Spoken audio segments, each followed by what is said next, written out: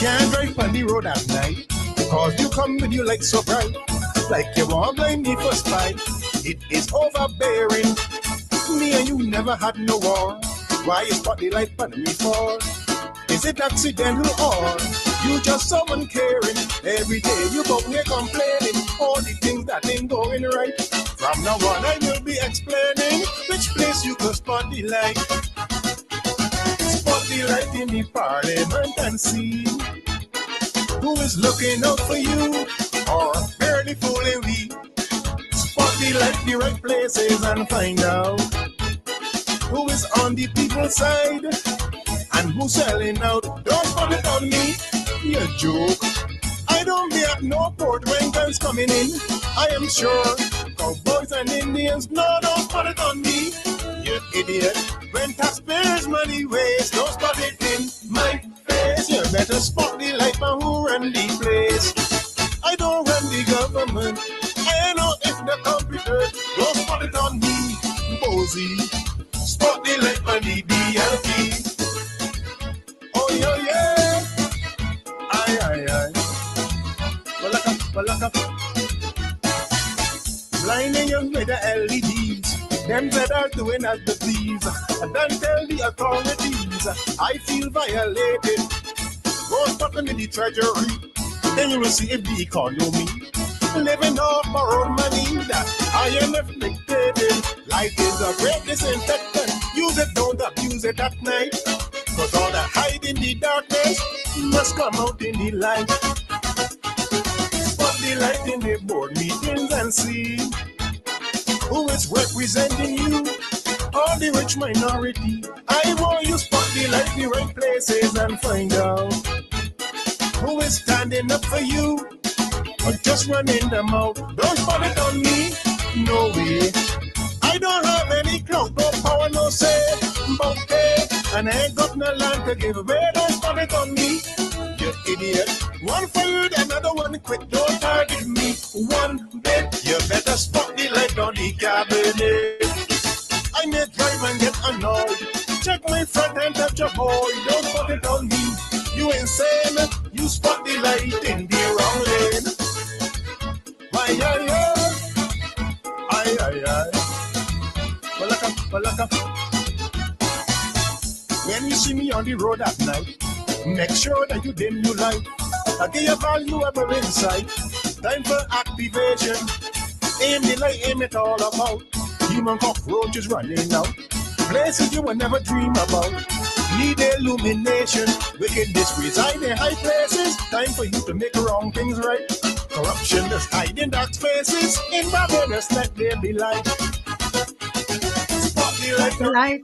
This you can choose. Some are real professional. Some protect the shoes. Spot the light in the rooms and find out why them hardened criminals out here walking about. Don't spot it on me, you're free. I can't give a big speech and got the whole world, so I'm based. All now I still getting praise. Don't spot it on me, you're free. I ain't looking at the George Street. I know who get cussed or beat. Spot the light out in Robert Street. I never tried to meet with Trump or get St. Philip man to jam. Don't spot it on me, you're good. Spot the light in El Rapport. Crime out here getting worse. Spot the light on the AG first. I ain't letting out none. Spot the light on the Kaisoyan. Admiral my degree. Spot the light on my friend Gabby. I know what's good for my health. Spot the light by a blinking self.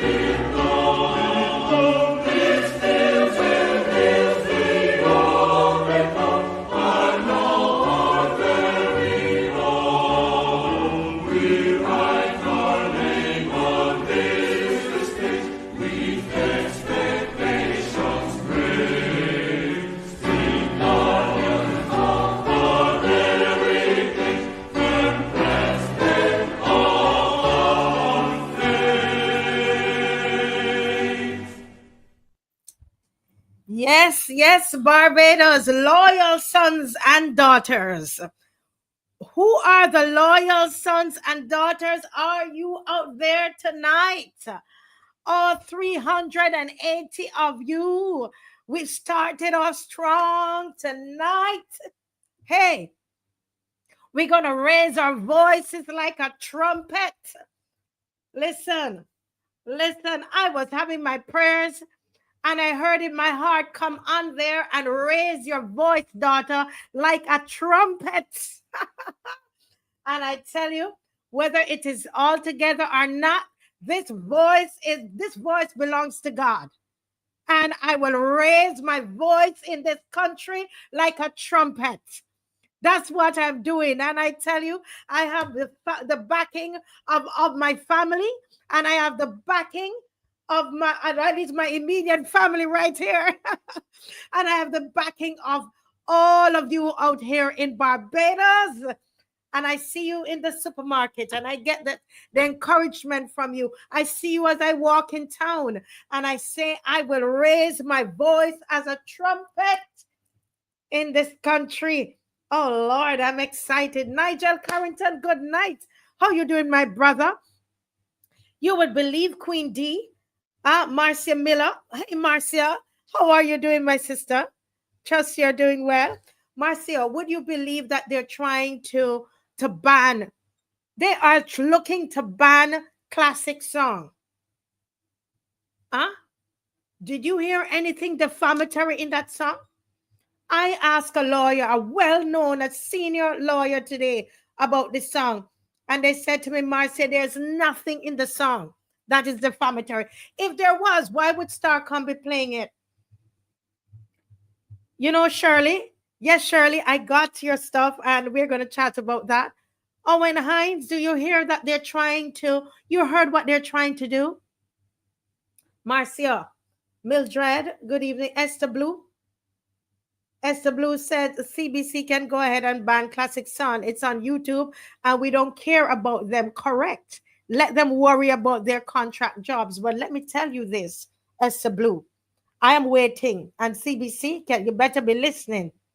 You better be listening, because once we're waiting for, you said 48 hours, you are going to make a decision. And we are giving you a note, sending out a notice to you on this show, the loyal opposition, that if you ban classic song, we are going to hit the streets. We're going to hit the streets, not just because of classic song, but for all of the Calypsonians who are scared.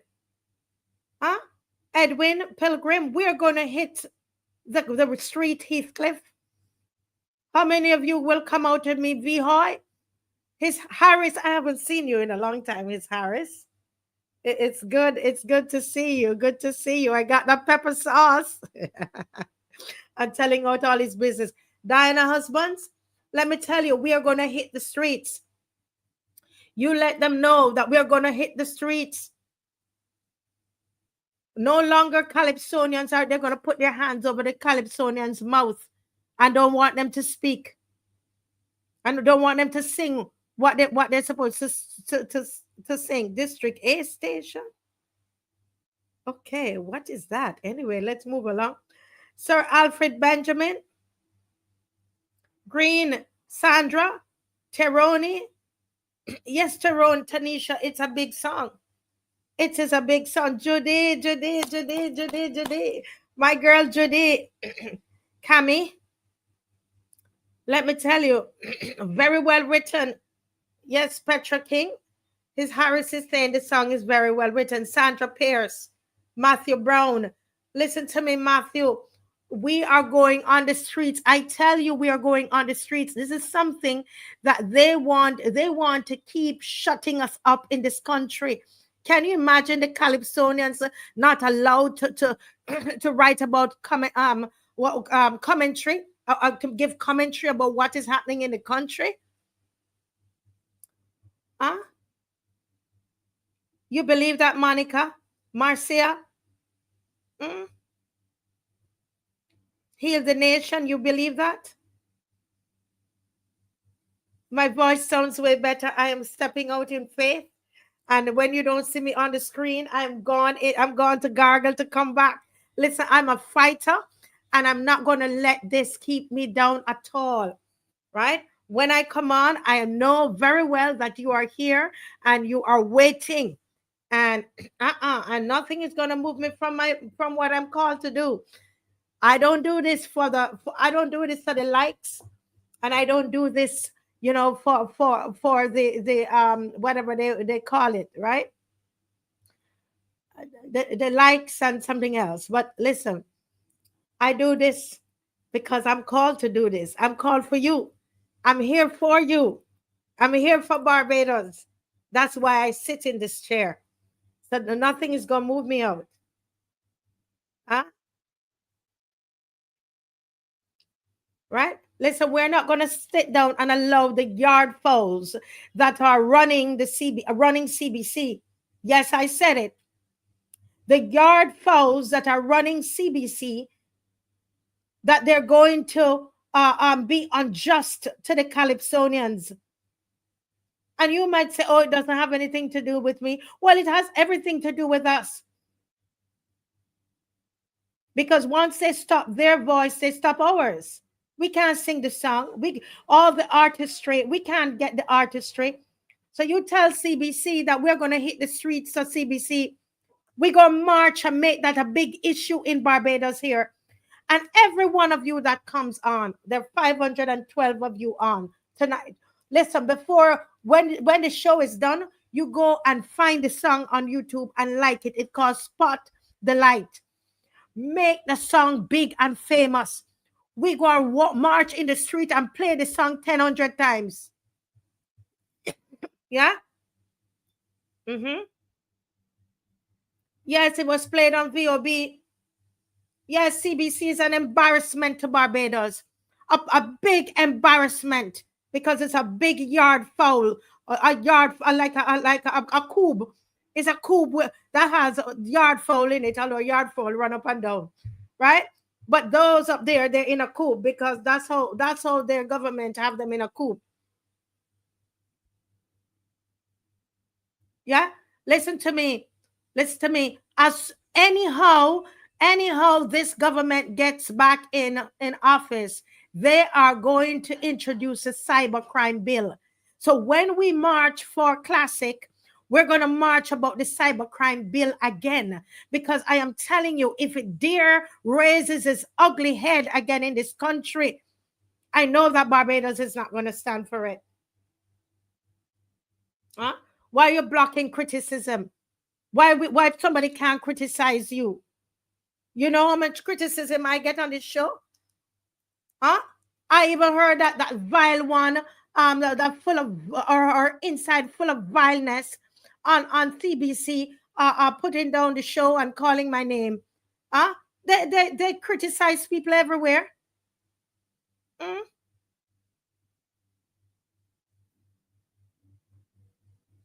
Huh? Why would they tell him that they have to get back to him? Well, get back to him and make sure that it is played, CBC. Make sure that it is played, because we're going to make your life miserable in here. Ronnie Clark has a song coming up again, coming up as well. And Colin Spencer have a song coming up.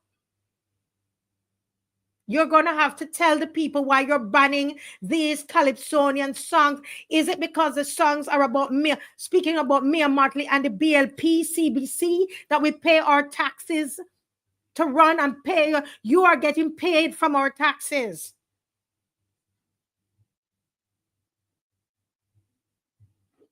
Petra, not a thing is wrong with the song. Not a thing is wrong with the song. You hear me? Not a thing is wrong with the song. But that's how they want to play politics. That's what they want to do. They want to play politics. And it's the same thing that was done to the group that I put into NIFCA. That we have a law case, a court case.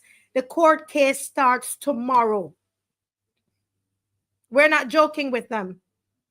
The court case against the NCF and NIFCA starts tomorrow, May 29th. Tomorrow, May 29th. The case starts. Let me just remind you about that case. I don't know if Dave has a little bit of it that he can show, or Praise Academy. But 2 years ago, Praise Academy of Dance was controversially disqualified from the National Independence Festival of Creative Arts for their dramatic dance piece, Speak Life. The performance, grounded in Christian beliefs and values, was barred from public presentation, raising significant concern both locally and internationally about the rights of artists and faith-based organizations to express deeply held convictions in creative spaces. On Thursday, May 29, 2025, at 9:30 a.m., the matter will be heard at the High Court of Barbados. Ahead of this landmark legal case, members of the legal team, teachers, parents, and guardians, students, and advocates for freedom of speech, that means you guys, right? Any of you, a few of you who want to come down to the High Court tomorrow, outside at 9:30, just to give us some love and support, come on down. The media is invited. We'll be there for interviews and giving statements. Okay? Where the press is invited to gather outside the High Court at 8:30, I'm sorry, 9 a.m., where a media briefing will be held prior to the court proceedings. This case has drawn international attention. This case has drawn international attention, coverage, and commentary from the US and from the UK, featured by various organizations. This hearing represents more than a single performance.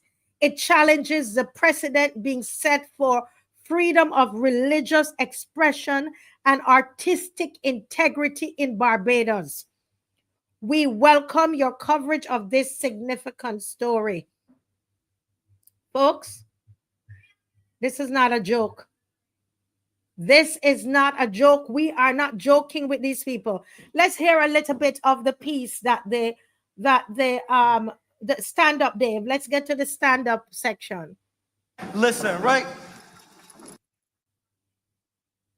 As soon as we get in that bus, we don't find a seat yet. You might start pressing hard on the gas, and all we went backwards. Then you start going left, right, right. Then you start doing this milkshake. What you want, my mother? See you want your mother? You see you want your mother? You see you want your mother? You come with it, they don't use your mother.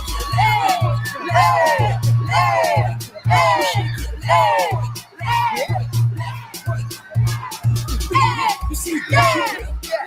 You see that shit? You see that shit? But it's fine and afford to kill all of them. Who tell you they talk from my bow with a gun? Little mind to show you some fun. You think that you real my nigga? No something to drink.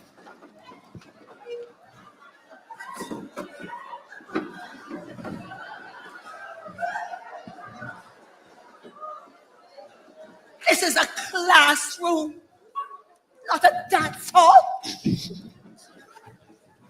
Sit down, sit down.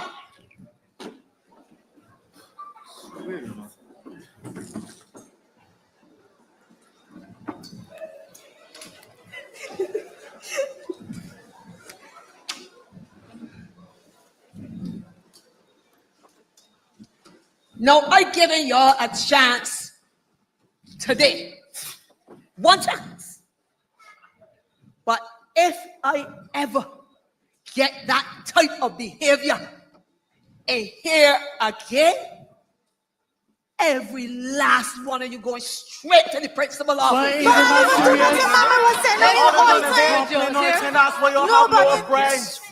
Anyway, take out your biology books. Normally, then the X chromosome and another X chromosome come together, you get a baby girl. And if an X chromosome joins with a Y chromosome, you get a baby boy. Yes, Zoe. Thank you, Mom, for teaching us actual science. Because I was thinking, I have the right to be taught a solid education. Mathematics, English, history, science, not gender fluidity. I have the right to expression of thought. So I say, gender is not the clothes I wear or the activities I engage in. Those aren't gender. Those are gender expressions and gender roles. So I say, there are only two genders determined at conception. Male And female. man And woman. boy And girl. guy. And gal. X, Y, and XX. It's not a choice. You don't get to pick. That's the science. No cap. I have the right to choose. I could choose my flavor ice cream. I could choose my hairstyle. I could choose my shoes. I could choose my career. But I could never choose which family I was born into, my gender, my ethnicity, my DNA. I have the right to expression of thought. So I say gender is a biological thing, brain structure and chemistry that can only come on a spectrum between two things, male and female. So I definitely say There are only two genders determined at conception. Male And female. man And woman. boy And girl. guy. And gal.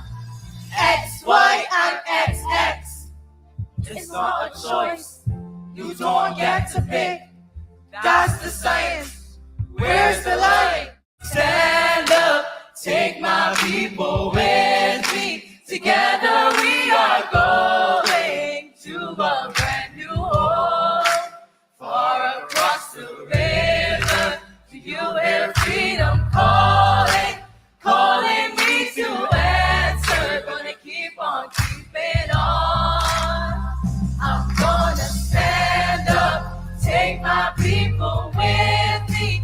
Together we are going to a brand new home.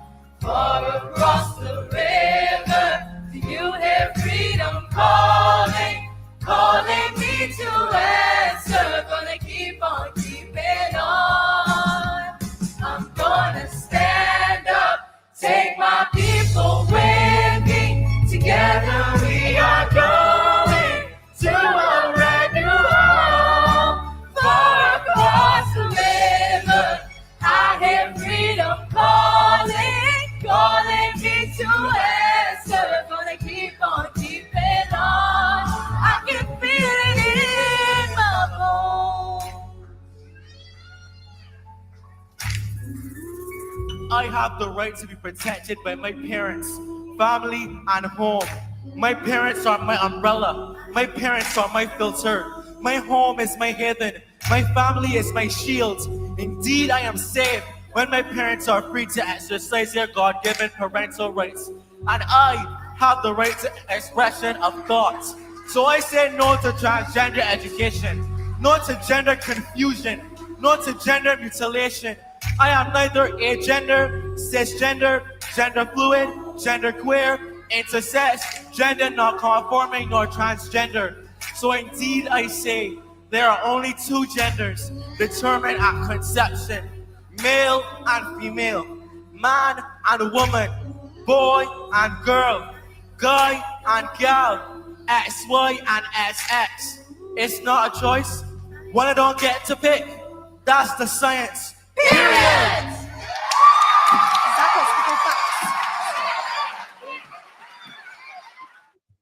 Thank you so much, Dave. And folks, that is what in our Barbados. I had the flag upside down, and I don't want to disrespect the flag, so let me just apologize to you for that. Thank you to the viewer who brought that to my attention, and that's why you need people to critique you, yeah? But listen, that is what they're trying to do in our Barbados, to stop our freedom of expression. Now, if those young people are saying there are only two genders, you might believe something very different.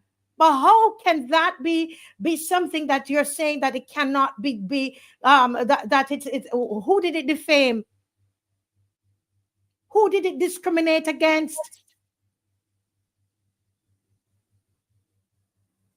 This was brought in the St. Vincent Times. It was brought in Jamaica Gleaner. It was in Trinidad. It was all over. We have their lawyers on this case, some St. Vincent people. This is so important to the Christian community. Lawyers from St. Vincent are working pro bono on this case. They have lawyers from Jamaica are working pro bono. Lawyers from Europe working pro bono on this case. Lawyers from Barbados. I'm asking you to pray, guys. This is very important, and this is why I'm saying you watch the next election. The next election is so important for Barbados. While we are here fighting over small little things, these are the things that matter, our faith. This was in the Christian Daily International in another country.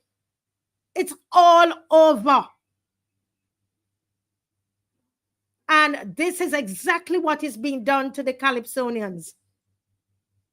This is what they're doing to the Calypsonians in Barbados. You think because I go to church and so on, I'm not going to take up for the Calypsonians. I'm a person who is into the creative industry.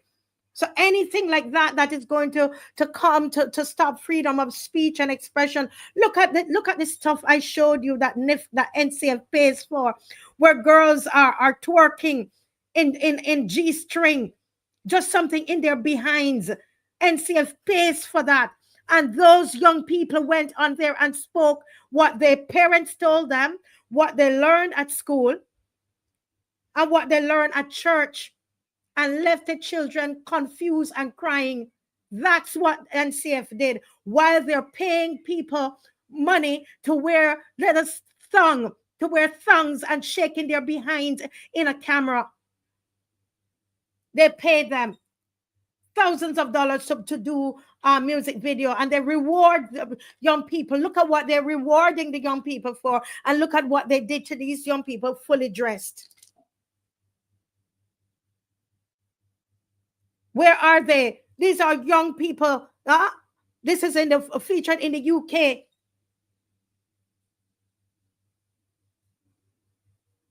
And this is what I am saying to us, Barbados. I will continue to raise my voice as a trumpet in here, and I will continue to sound the alarm for Barbadians. Because I say to you, the next general election, know how you're voting. Know how you're voting. I am telling you, it's not just prayer. You've got to go out there and you've got to put an X down. Because I tell you, once you give that to them again, what's going to happen? All of this is what's going to happen. They're going to try to shut us or shut up our mouth. They're going to ban more of these kinds of things within the churches. Very soon you wouldn't be able to preach about this in the church. This was all over newspapers in the US. People were sending it back to me. People came off of ships who came on vacation here and said, listen, we want to meet the children. We saw them on YouTube. That's how far or viral this went.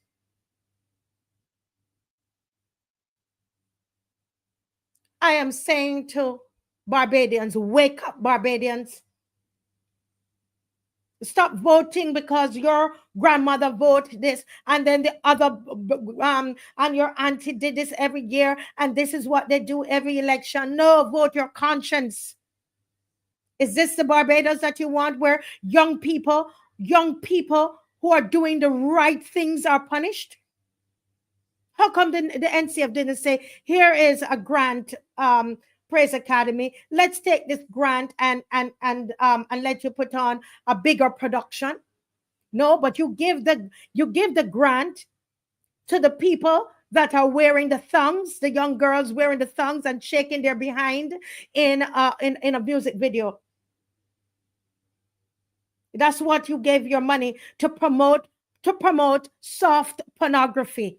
You give the money, NCF, to promote pornography. And these are upstanding young people trying to live a pure life. We teach them about sexual purity at the school, at Praise Academy. This is not something that was pushed down their throats. This is something that their parents agreed that they would be part of, because the parents believe the same thing as a school, so as the church they go to. And you had the audacity to do this.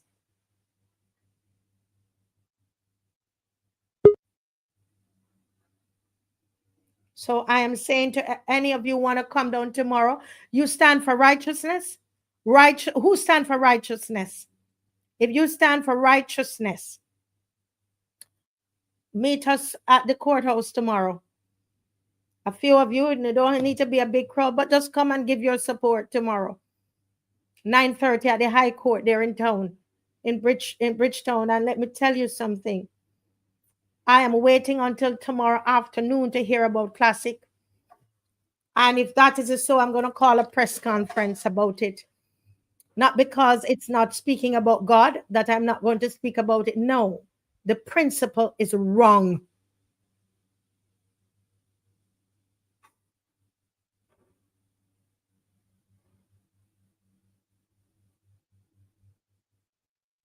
So that's where I end that for right now. And I will be, letting you know what is happening with it, okay? And so, folks, some of you just came on.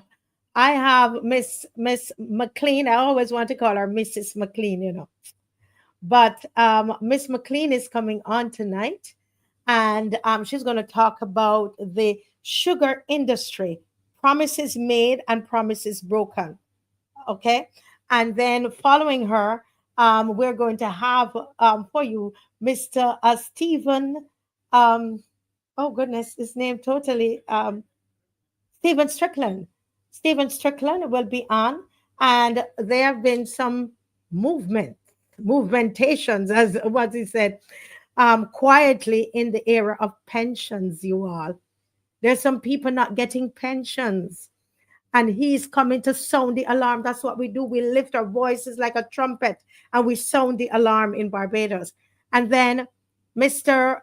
Andre Hinds is going to be at 8:30 on here with me. And we're going to talk about CHAD Blackman and how they had the little children in the hot sun waving political flags with posters, political posters behind them. And we're going to juxtapose that with what happened in Trinidad.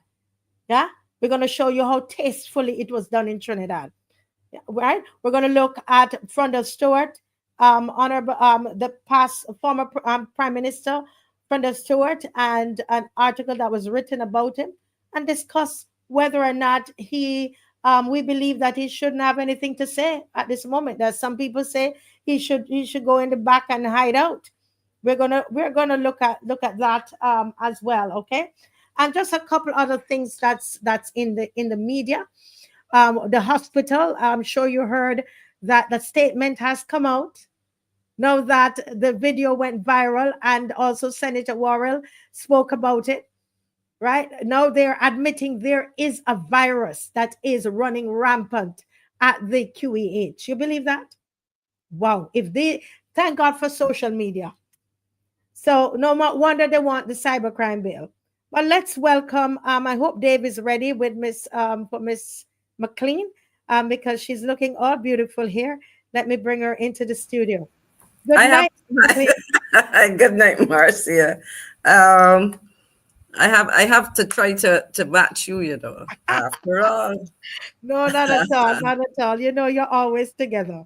All right. Well, thanks a lot. And I really look forward to hearing what the Supreme Court would say. I note with amazement the suggestion that CBC might ban classic sound. I've heard it on VOB. I've heard it played. I've listened to the lyrics.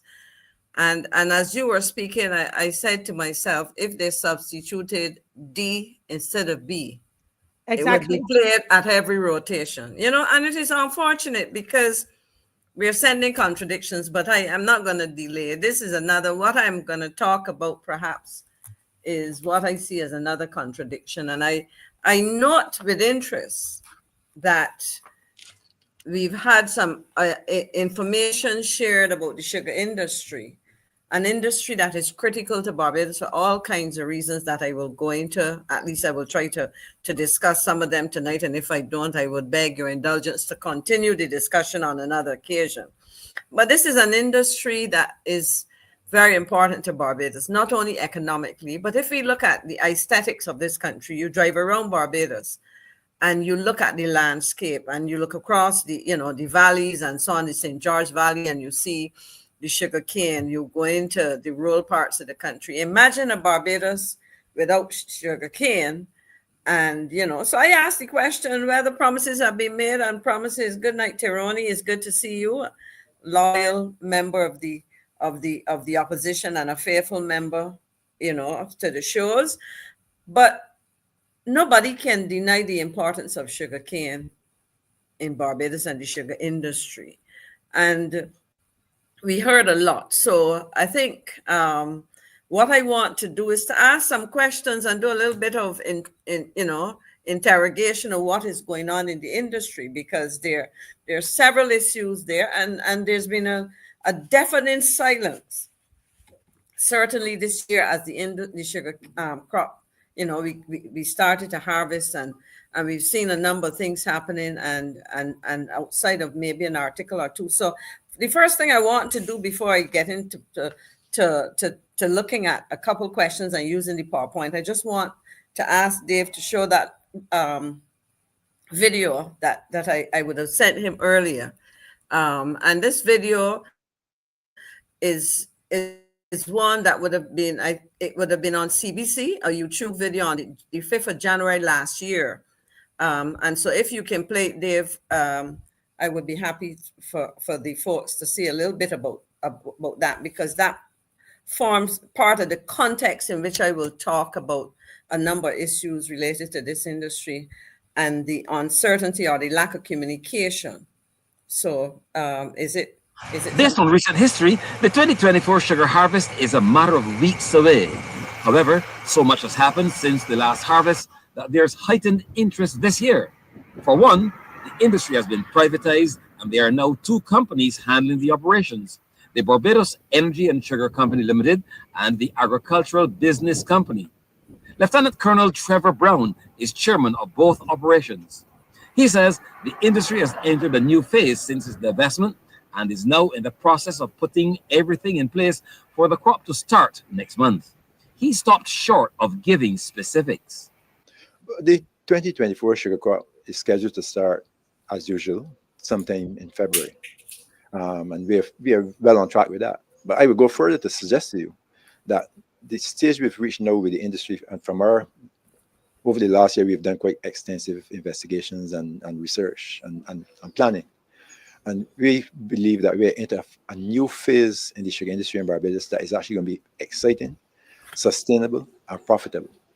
We're very, very excited about that. So not only are we confident that the traditional crop is going to start sometime in February, as it normally does, but we see this as the beginning of an interesting new phase for the sugar industry in Barbados. Lieutenant Colonel Brown also gave a breakdown on the new entity and its operations. The factory operations will be managed by a new company called BESCO, Barbados Energy and Sugar Company Limited. And the farm operations will be managed by a new company called ABC, Agricultural Business Company. So those two new companies will take over the operations that formerly were carried out by BAMC. As the new entity prepares for the start of the 2024 sugar harvest, Lieutenant Colonel Brown says it will be bolstered by new hirings. One of the things that have impressed us about this and that drives our interest in being involved is the quality of the staff that we've come to interact with, especially at the senior level. It is exciting to work with the kind of people that we've been interacting with. The knowledge that they pause there, Dave, case in point, for example. Position the PowerPoint presentation. Now, this was, as I said, a video that was carried, a YouTube video carried by CBC on January 5th, 2024. And many of us would remember the discussions. And I noted two things as Colonel Brown spoke. He talked about, he stopped short of giving specifics, and he talked about a new phase in excitement. And what I really want to do then is to look, having used that, as I said, as a background, I want to look at this because many of us would have heard a level of excitement, a significant promise, the whole plan to privatize the industry came to the public's attention with some pronouncements by Dr. Clyde Maskell, who I believe is the chairman of, maybe it is the BAMC. That's, as far as I know, I don't know if he still is. I should have checked this afternoon. I didn't get around to verify him, but that was the last thing I knew. He was the chairman. And so if you look at the next slide, I have said that in talking about this, there are a couple critical questions that we need to ask as we try to unravel what is happening here. What exactly did the government promise? The other thing is, of course, why is this offer important? And where are we? When I say we in Barbados, and certainly we who are members of an energy co-op, which was involved in seeking to acquire the industry. And given what we have been hearing or not hearing, where do we go from here? And I think I've shared a couple slides. The next one talks about, and this goes back to 2018, because remember that we're into 2025 now. And so this is not something that turned up overnight. And the first slide is an article, a section of an article from the Nation newspaper on September 15, 2018. And it said, and I'll read what's on the slide, the Barbados government says it's considering merging or partnering the state-owned Barbados Agricultural Management Company Limited, BAMC, with the Barbados Sugar Industry Limited, BSIL, as it seeks to fully privatize the sugarcane industry. Agriculture and Food Security Minister Indar Ware said also Barbadians will have an opportunity to own shares in the newly formed entity, which could come on stream within another 5 years. Ware said the government could no longer subsidize the BAMC to the tune of Barbados 12 million under the current International Monetary Fund arrangement. So clearly part of an agreement that the government made with the IMF was to exit the sugar industry. He went on to say a little bit more, and in terms of what is to happen or what was to happen. Remember, this is a 2018 pronouncement. We are embarking on a system of retooling and empowering, retraining and enfranchising. And I emphasize the whole issue of enfranchising, because we know for many years people have been talking about economic enfranchisement and enfranchising the people, the majority of the population, etc. And it says, and if we are going to do this successfully, then it means that we as a government must pave the way for all of this to take place. And he explained there's no space for any government in this modern time and place where the private sector can perform those duties and do them better. I feel the greater efficiencies, etc. He said that the Barbados now had a sugar industry that was capable of delivering what was needed in terms to build out an industry to contribute. And talked about, and the last sentence says, he cited additional opportunities that would be created through the rebirth of the sugarcane industry, such as entrepreneurs becoming involved in the direct packaging and consumption of sugar, and rum distilleries producing more rum using local inputs. And in terms of the rum distilleries producing more rum using local inputs, one critical input would have to be the production of molasses. So remember, and so the other thing, the next slide, which I think ties in with the notion of enfranchisement, economic enfranchisement. In March 27, 2024, because remember this discussion goes back to early 2018, there was a promise that 11,000 workers in Barbados were to become sugar industry co-workers. And I must tell you, Marcy and our audience, that a number of people were skeptical about it, but I believe that some of us who felt that there was scope to do some of the things that we heard about, retraining and upskilling and all of these things, that in fact, if managed and I'll look at some of the elements of that later. If properly managed, this is a critical sector in our economy.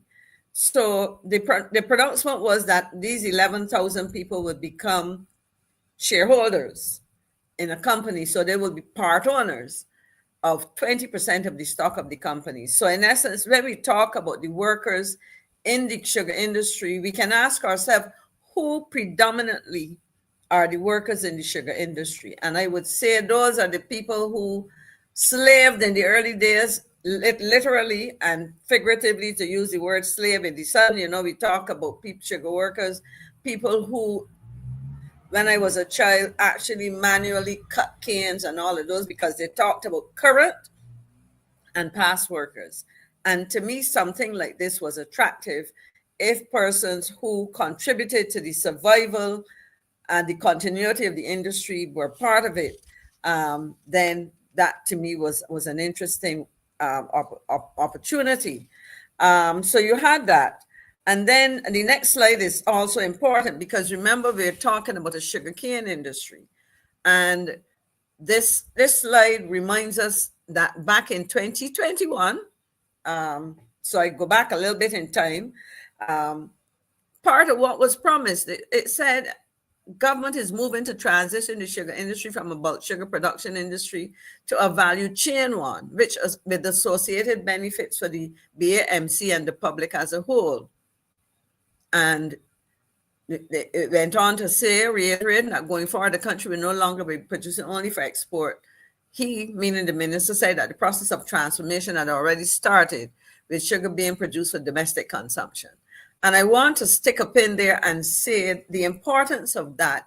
Some of you might remember, and it wasn't used in a complimentary term, when people talked about us having to consume Guatemala sugar when our sugar was exported. But with all the developments in terms of the trade agreements we had with Europe and the changes, what was seen as a problem, well, what was a problem in the sense that we were exporting, getting preferential prices and so on, which at the end, you know, by the time this has happened, that those things had stopped. But we substituted imported sugar for a higher quality locally produced sugar. So in essence, consumers in recent years have been consuming Barbados produced sugar. So sugar was, so there was import substitution, because even though we were sugar producer for many, many decades and, you know, a couple hundred years, we were now producing for the local market, so to speak. And the other important line there is the whole question of the production of molasses. And I recall previously talking about this industry, where the point was made that in terms of the authenticity and the branding of our rum and the recognition of the rum as Barbadian rum, we are at a stage, and I don't want to get into all the technicalities of that, but molasses produced in Barbados is going to be a critical ingredient if the rum is to be considered Barbados rum. And over the years, the level of molasses produced for the sugar industry had been declining, and therefore there's an opportunity to increase the production of molasses. And so that was another important element to the changes. So as I say, we were moving from a sugar industry to returning to a sugarcane industry as it used to be in previous times, where the emphasis was not only on producing sugar, but also molasses. And then, of course, there was a discussion about renewable energy. I'm not going to spend too much time on that, because we know the problems that the renewable energy sector have run into. Okay. Now, so in all of that, we have a situation where, and if Dave could perhaps share with us it's okay. We can go through the slides, because I think I have an extract from here. But if we go to, having said all of that, Marcia and colleagues, the government up to this point in time has not transferred the industry. We heard the optimism of Colonel Brown in the opening video. We heard of the promises made, and what we can do if we look at the next slide, which would lead us into the current situation. Having gone, the comment from the minister, and he said, my view is that when the full transition is completed, for the first time in our entire existence, workers in the sugar industry are becoming owners. A sugar industry with workers becoming owners has to be the real deal. This to my mind represents the greatest piece of enfranchisement to ever take place in this hemisphere. Marcia, you can't want a better promise than that. I was around in the 90s when we had what we call the mutual affair.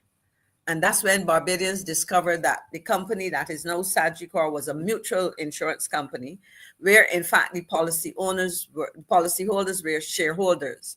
And there was a big song and dance, and the word economic enfranchisement became the buzzword, and it has stayed around. But in all the talk, there was little evidence of that being done in a way that would embrace significant numbers of people. And here was this opportunity. And if we could go to the words of Ambassador Clyde Maskell, Dr. Maskell, the chair of the Barbados Agriculture Management Company, BAMC, and he said, no one individual can come from any part of Barbados or any part of the world and believe that he or she has the knowledge when the people who actually work in these institutions are the ones with the knowledge and only need guidance. So in essence, part of this whole enfranchisement was not only economic enfranchisement, but it was, I call it technical enfranchisement, that you were using the people who knew the industry to help advise on some of the changes. And I will tell you this, I have been able, as a member of the co-op, I have paid special attention. I have followed some of the people working in the industry, and the belief that some of these current employees have, especially some young ones, who felt that, you know, now this is an opportunity for me to not only be an employee, but to be part of this. And you know, have renewed their efforts to achieve a number of things. So all of this was promised. And lo and behold, as the old people will say, Marcia, come the beginning of 2025, because remember, in 2023, the government its back was against the wall in relation to its promises to the IMF. And so there was this fast tracking of this whole process. And so when I asked about exchanges of information and documentation and the going beyond what I would call verbal promises, it appears as though commitments were made verbally, and the co-op has written, because as I said, I'm a member of that co-op. I believe very strongly in the model, the co-op model, and the large one that we know about is the credit union movement. That's a successful co-op movement in this part of the world.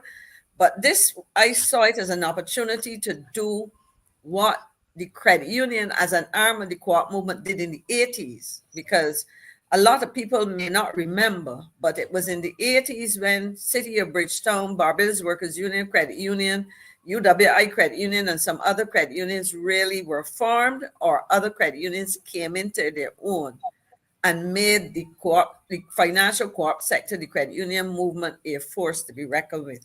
And I saw a replication of what I was part of back in the 80s as a possibility here. And so, as I said, lo and behold, what we have now is, if you go to the next slide, is a situation, co-op, it's a slide, right, co-op energy. So this comes from an article this year. And it says, the 19th of March, 2025, co-op energy to pay 16 million investment to facilitate stalled sugar industry transition. And it says here, article by Sharia Brathwaite. Mere weeks into the 2025 sugarcane harvest, uncertainty prevails over the true ownership of Barbados' sugar industry. Barbados today can reveal exclusively. Co-op Energy insisted that the government still controls the industry, but the government maintained that Co-op Energy is in charge, despite failing to meet its end of the divestment bargain. Continuing the next slide, according to Lieutenant Colonel Trevor Brown, head of the Barbados Sustainable Energy Cooperative Society Limited Co-op Energy, the transition of the sugar industry from the state-owned BAMC to Co-op Energy remains incomplete, despite earlier claims suggesting otherwise. And he went on to say, the BAMC is still running it. They haven't handed it over to us. Lieutenant Colonel Brown told Barbados on Tuesday, stating that the Co-op Energy had received no formal communication from the government about the transfer of assets. And I want to say this, Marcia, because as a member of a co-op in Barbados, you have the right to ask for information and explanations. And I made it my business to speak directly to Colonel Brown. And if Colonel Brown does not think that if he hears me and I'm not represented him accurately, he can signal to me either by a WhatsApp message, and I will correct myself.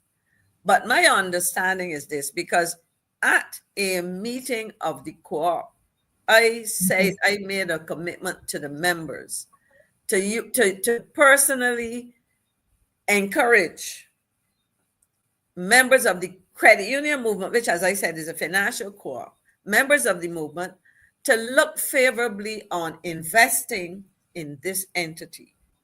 Because some people would recall that there was a discussion about credit unions as institutions investing, and I myself would have spoken about the limitations of that.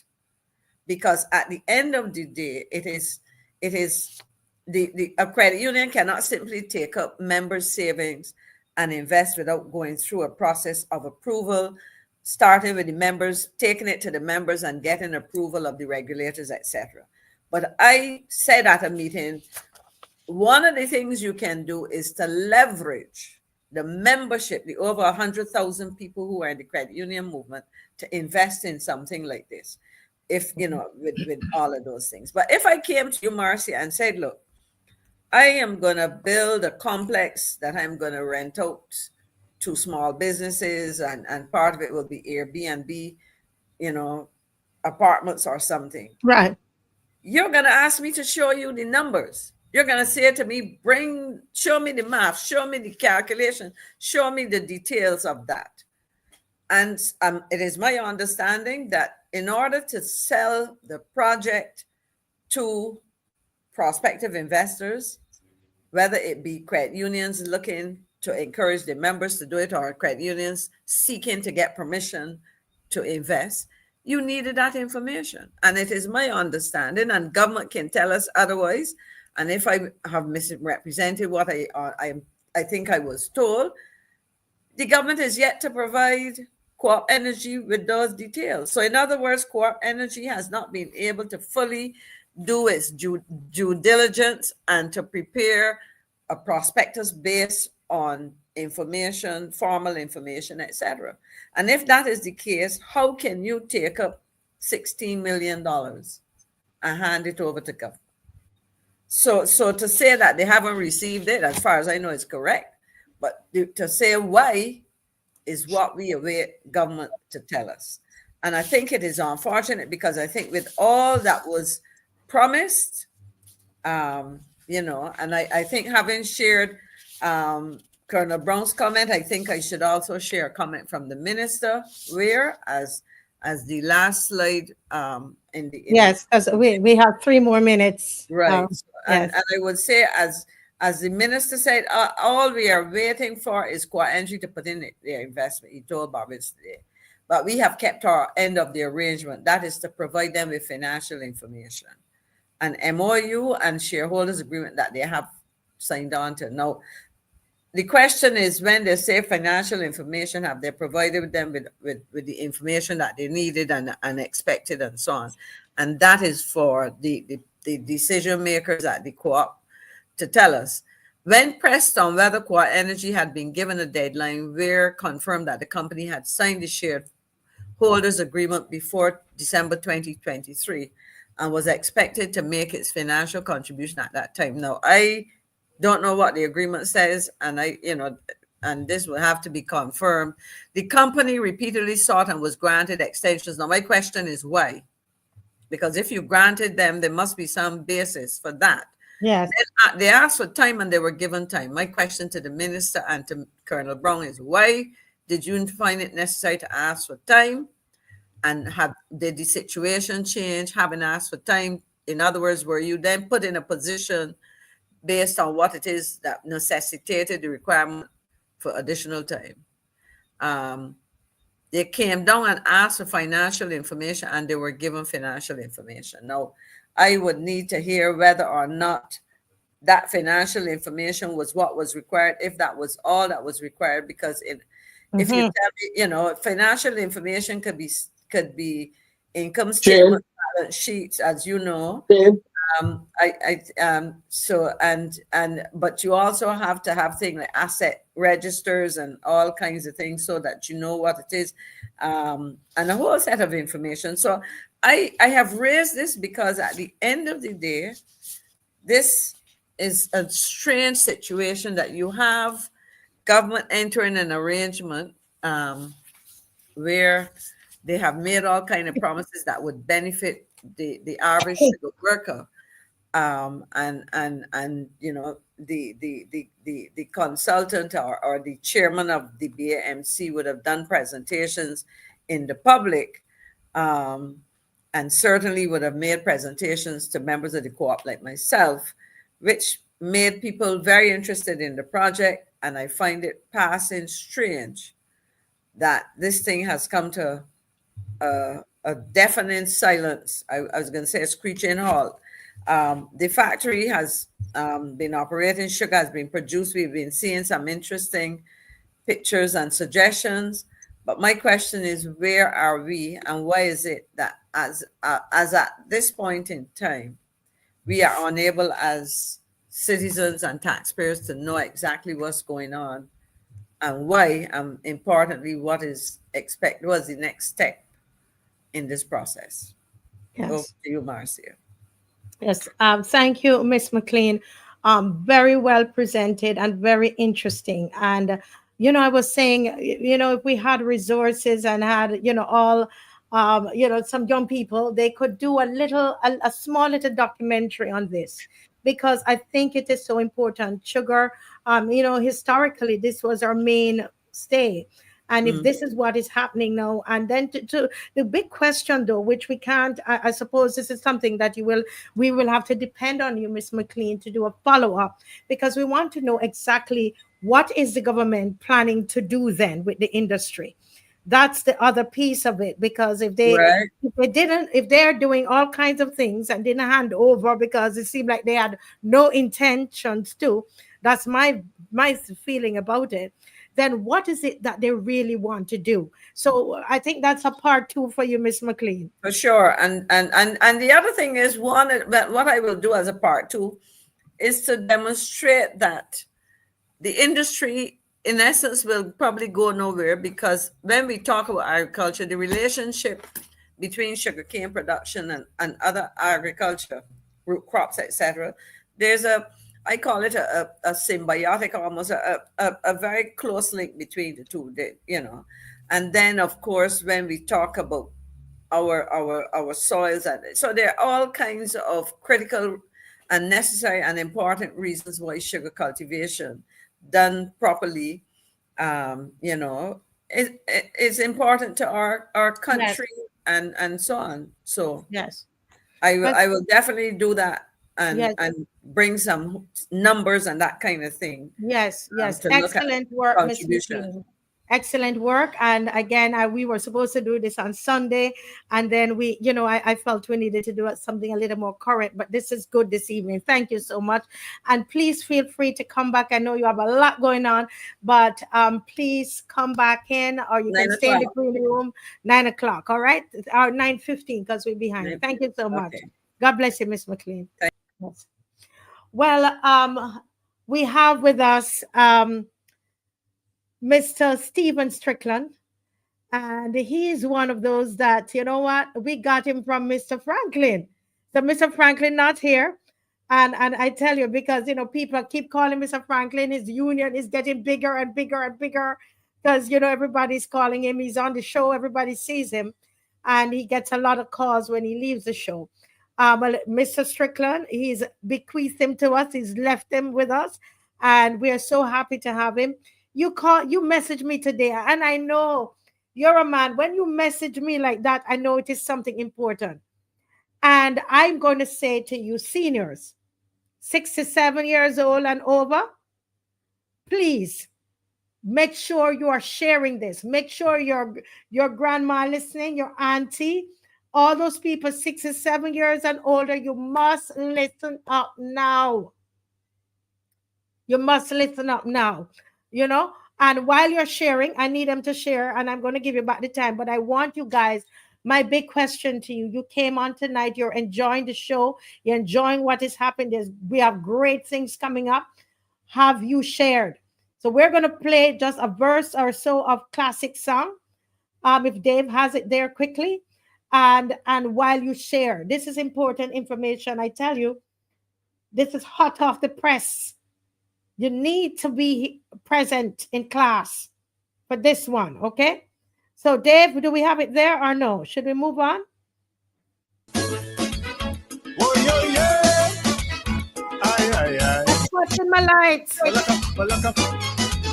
spotting the light on the pensions. Because you come with you like so bright, like you want blind me for spite. It is overbearing. Me and you never had no war. Why you spot the light on me for? Is it accidental or you just someone caring? Every day you go me complaining all the things that ain't going right. From now on I will be explaining which place you could spot the light. Spot the light in the parliament and see who is looking out for you or barely fooling we. Spot the light the right places and find out who is on the people's side and who's selling out. Don't put it on me, you joke. I don't be at no port when guns coming in. I am sure cowboys and Indians. Thank you, Dave. Thank you, Dave. Tonight we are spotting the light. We're spotting the light on pensions. No approval for pensions to be that is to be paid to citizens over 67 years old. It's supposed to happen since April 1st, and it has not happened. So over to Mr. Strickland. He's keeping a watchful eye for you. You can go ahead and open your microphone, Mr. Strickland. Sorry. Pleasant good night to you, Marcia, and the loyal opposition. And I am very much appreciative of the opportunity to share about national insurance. Now, we will be well aware that during the budgetary proposals, which was in the month of March, there was the increase in the resilience levy for employees from 0.1% to 0.25%. Some may argue that it was a very small amount, but as I go further down, I will be able to explain that. Also, there was the increase for employers who did not pay the levy prior. They are now required to pay 0.25. But also, the levy was paid only on salaries of $5,280 a month. The resilience levy is now being paid on your maximum earnings. So for persons who are earning, say, $8,000 a month, $10,000, this levy is applicable to their full salary. Now, because of the time frame between March and the 1st of April, I believe that national insurance was thrown under the bus. it meant that they had to reprogram the computer to be able to accommodate the increase from 5,280 to the gross salary, because and then they've had to find a way of recording that increase. Because of that, it meant that at this present moment, based on my information, and only this morning, I got a call from a person whose birthday was just after the 1st of April. Yes. She said to me that she has a commitment for a grandson. And as a result, this has caused her tremendous hardship because, as I would have indicated in the previous program, there are those persons who are in receipt of a government pension from the Treasury. At age 67, that pension will stop. And therefore, even though she applied for her pension from National Insurance, for her National Insurance pension 6 months prior to April 2025, no pensions, no persons whose birthday was since the 1st of April 2025, who are 65 years, 67 years and over, none of those pensions have been calculated.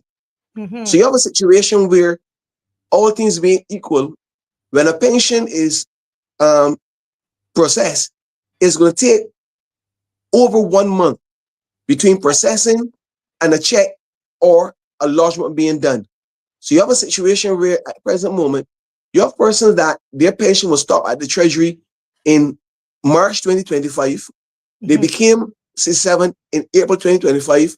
They've had no income, mortgage, rent, medical bills, commitments to children studying overseas. No income for April, no income for May. We are almost into June. They will get no income for June. They will not get an income for June. So the first possible check will be in July. And we are hearing nothing from the National Insurance Department. We are not hearing anything from the Minister of Labor, who is responsible for National Insurance. And this thing is awful. I mean, persons are reeling. When they call the office, these staff that they interface with don't have the authority to give all the details. And I would like that tonight, based on what I have just shared, that brass stats should be hot tomorrow. Because you see, this is the unfortunate situation, that these things are happening in Barbados, and persons but their loved ones are suffering. And I think something needs to be done to force government to respond in some way, either come to the public and explain or get things doing. So this is the first thing I would want to share tonight. And honest, it is heavy on my heart, because these are individuals that are my loved ones. These are people that I know. Some I don't even know. Persons are telling them, call Mr. Strickland and see if he can help you.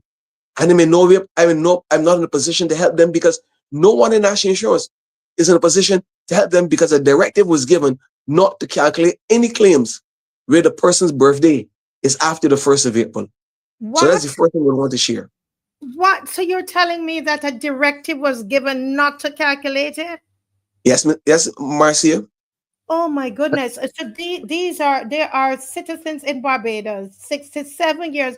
Folks, I want you to listen to it and to what Mrs. Strickland, I almost call you Reverend Strickland. This is a serious situation. He's not here because the DLP sent him or any party sent him. This is a reverend. And this is what he studied. This is what he's worked in. This is what he's consulted. He's sought after, I need to say, as a consultant in this whole NIS and pensions. And he's telling us tonight that there was no directive given that our senior citizens who are 67 years old since April 1st to get any pension. So what are they supposed to do?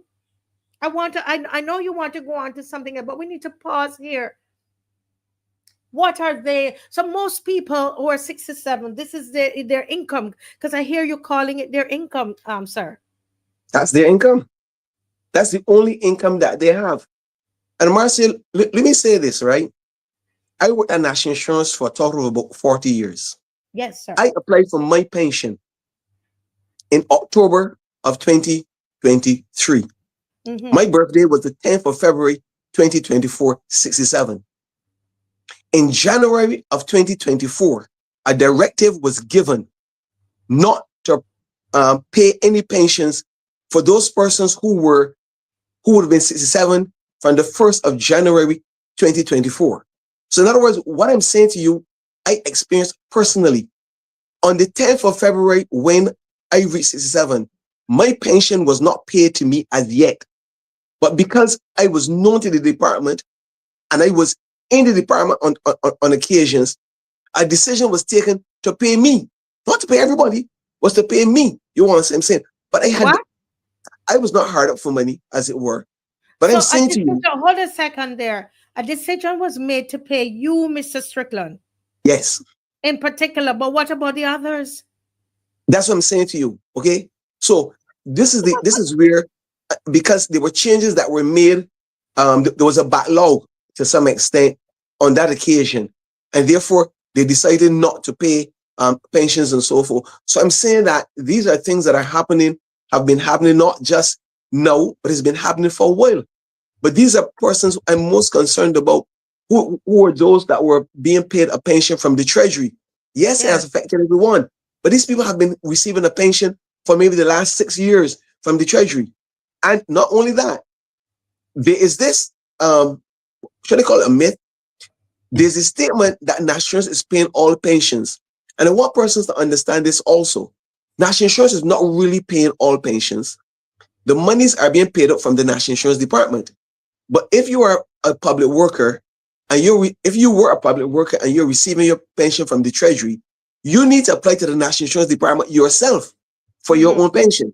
And therefore, I know a leading trade unionist who did not apply for his pension prior to 67.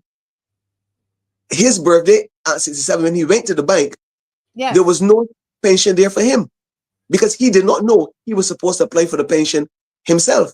And the first thing he said to me was, Mr. Strickland, how am I going to pay my mortgage? You understand what I'm saying? Wow. So this thing, I come on this program because I'm passionate about national insurance, and it's one of the means of educating Barbadians, not only of the legislation, but, the things that can affect them. And therefore, I'm grateful that, now that the elections is finished, we are back to further education and enlightenment of persons with national insurance. Wow.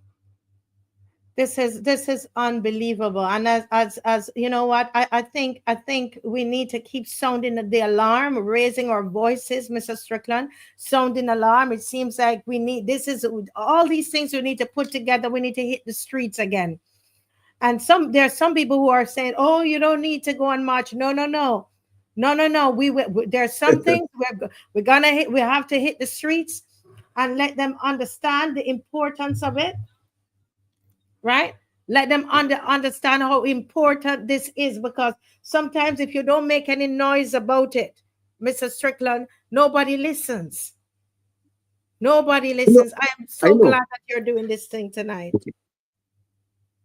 And as Marcy will know, I spoke on 2 occasions on the truck about national insurance at some of the marches and so it is nothing new that the loyal opposition is doing. This is a continuation when we had a situation in St. Lucie with the water. Okay. Now, tonight we want to share you a question though quickly before you move on. I don't want to think somebody's asking. Do you know why it is being delayed or why it was not approved? No, as I said earlier, the recalibration of the computer system, it is not giving, I believe, correct calculations for the pensions. But not, in other words, they have to get because the portal where you could go and do estimations of pensions, that was taken down. That was taken down. Okay.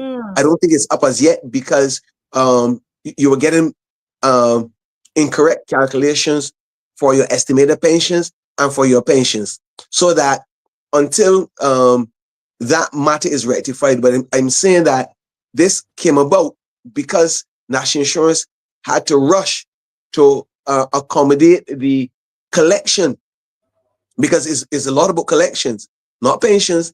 The collection of the additional contributions, especially for those persons who work for over $5,280, because they are paying now the 0.15 by the employee, and now the employer is paying 0.25, who was not paying it previously. So those are the matters that have affected the national's ability to get that in order.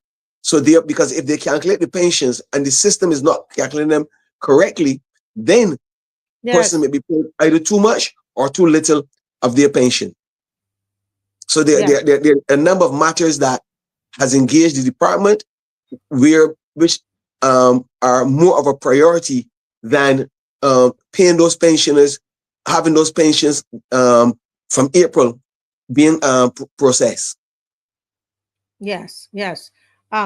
Yes, understood. And we are making this appeal to government through the Marcia Week show, the loyal opposition. We're making an appeal on behalf of our senior citizens, 67 years old, and we are saying to you, we need a proper explanation. You need to actually say something.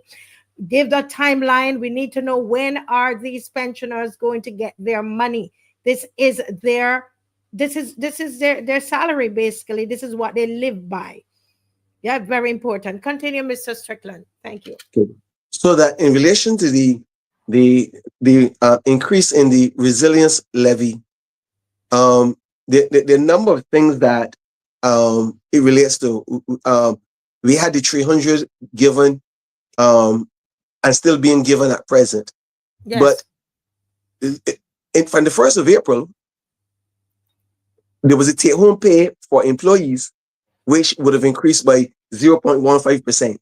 So that for a person working for, say, $1,000, that person is going to be, it has gone up to $1.50. Okay, the employer $2.50. We may say that is small, but in truth and in fact, $150 per week. When you really add that up, that's a considerable amount of money that person is paying for national insurance for the employer. Okay, that $250 is an expense that, especially in small businesses, because small businesses are reeling in relation to the high cost of electricity, the high cost of we would have just had an increase in the minimum wage, and therefore for small businesses, yes, there are those employees who are benefiting, but small businesses now have to pay the increase in salaries, but also the 0.25% in resilience levy, because previously only the employee paid that levy. So both the employee and the employer is now paying that small amount. Okay, so when you look at that, when you add it up per week, per month, and per year, the $300 that has been given, far outweighs that amount. You want what I'm saying? Okay, and therefore the take home pay, you want what I'm saying, has really been reduced by individuals. Now, the concerns that I have about the resilience levy. Yes. Now, I remember when we were coming to the elections in 2018. Not 2018, sorry, 2008, when the present opposition was in government, there was a concern on the part of the opposition, then the Barbados Labour Party, and I'm not discussing partisan politics, but these are the facts. They were concerned that the money in the catastrophe levy, which has now been replaced by the resilience levy, that it was going to be misused by the ruling party for political gains. Now, I read a post today from Minister Strawn, yes, explaining the reason for the resilience levy, and as much as he explained I question who is ruling the hen house. Who is ruling?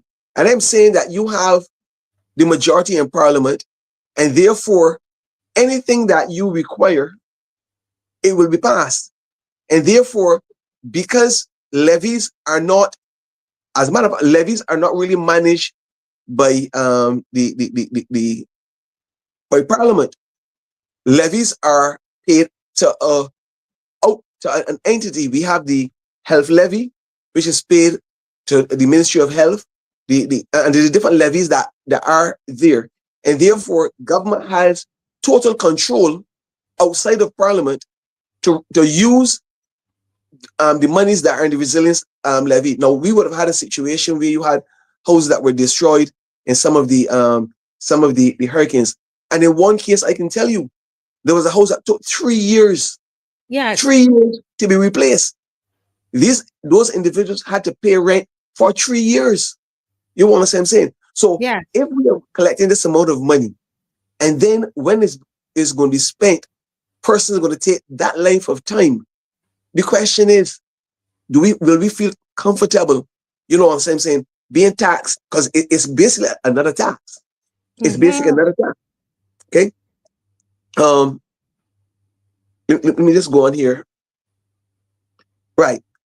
So that for some businesses, there's the issue of hiring, because I'm saying that there's the business which now has this additional cost. While the employer may want to increase their staff complement, because there may be some means, there may be a case where there's development in the business. The cost of additional staff,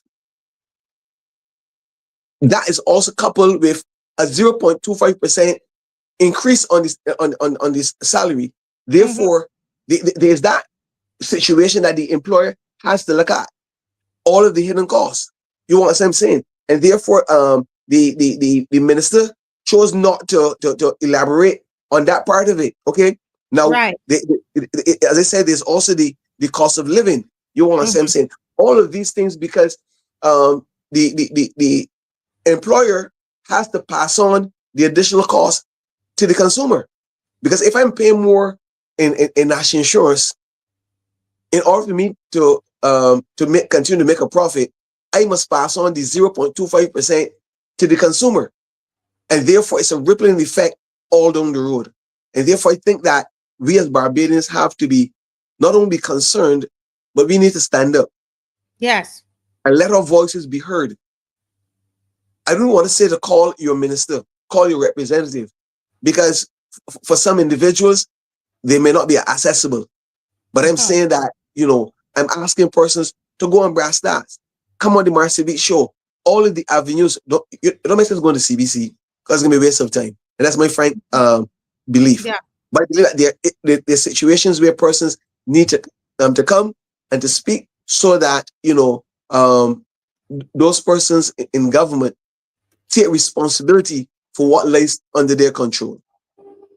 Yes, this is so important, because when I saw the article, somebody sent it to me today about the resilience fund, where he was saying that it is, because you see how the weather is and all of that, he was saying that it's put aside for that. My concern is that our trust level with this government is so low.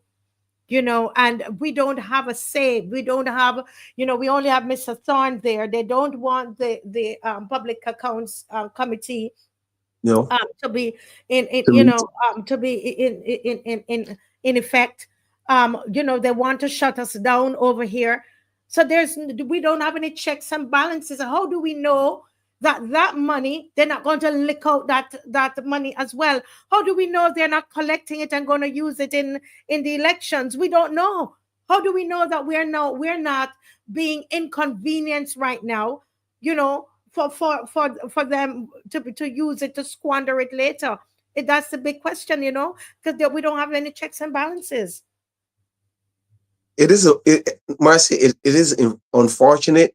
And even audited reports and so forth I am not certain when is the last time that insurance would have had up to what date has the accounts been audited and so on, because I know that in past they were pretty far behind. But at the end of the day, these levies that government is using, as I said, because they're not under the examination of Parliament, then that's where the Public Accounts Committee comes in relation to any monies, because they are responsible for, and even the Auditor General.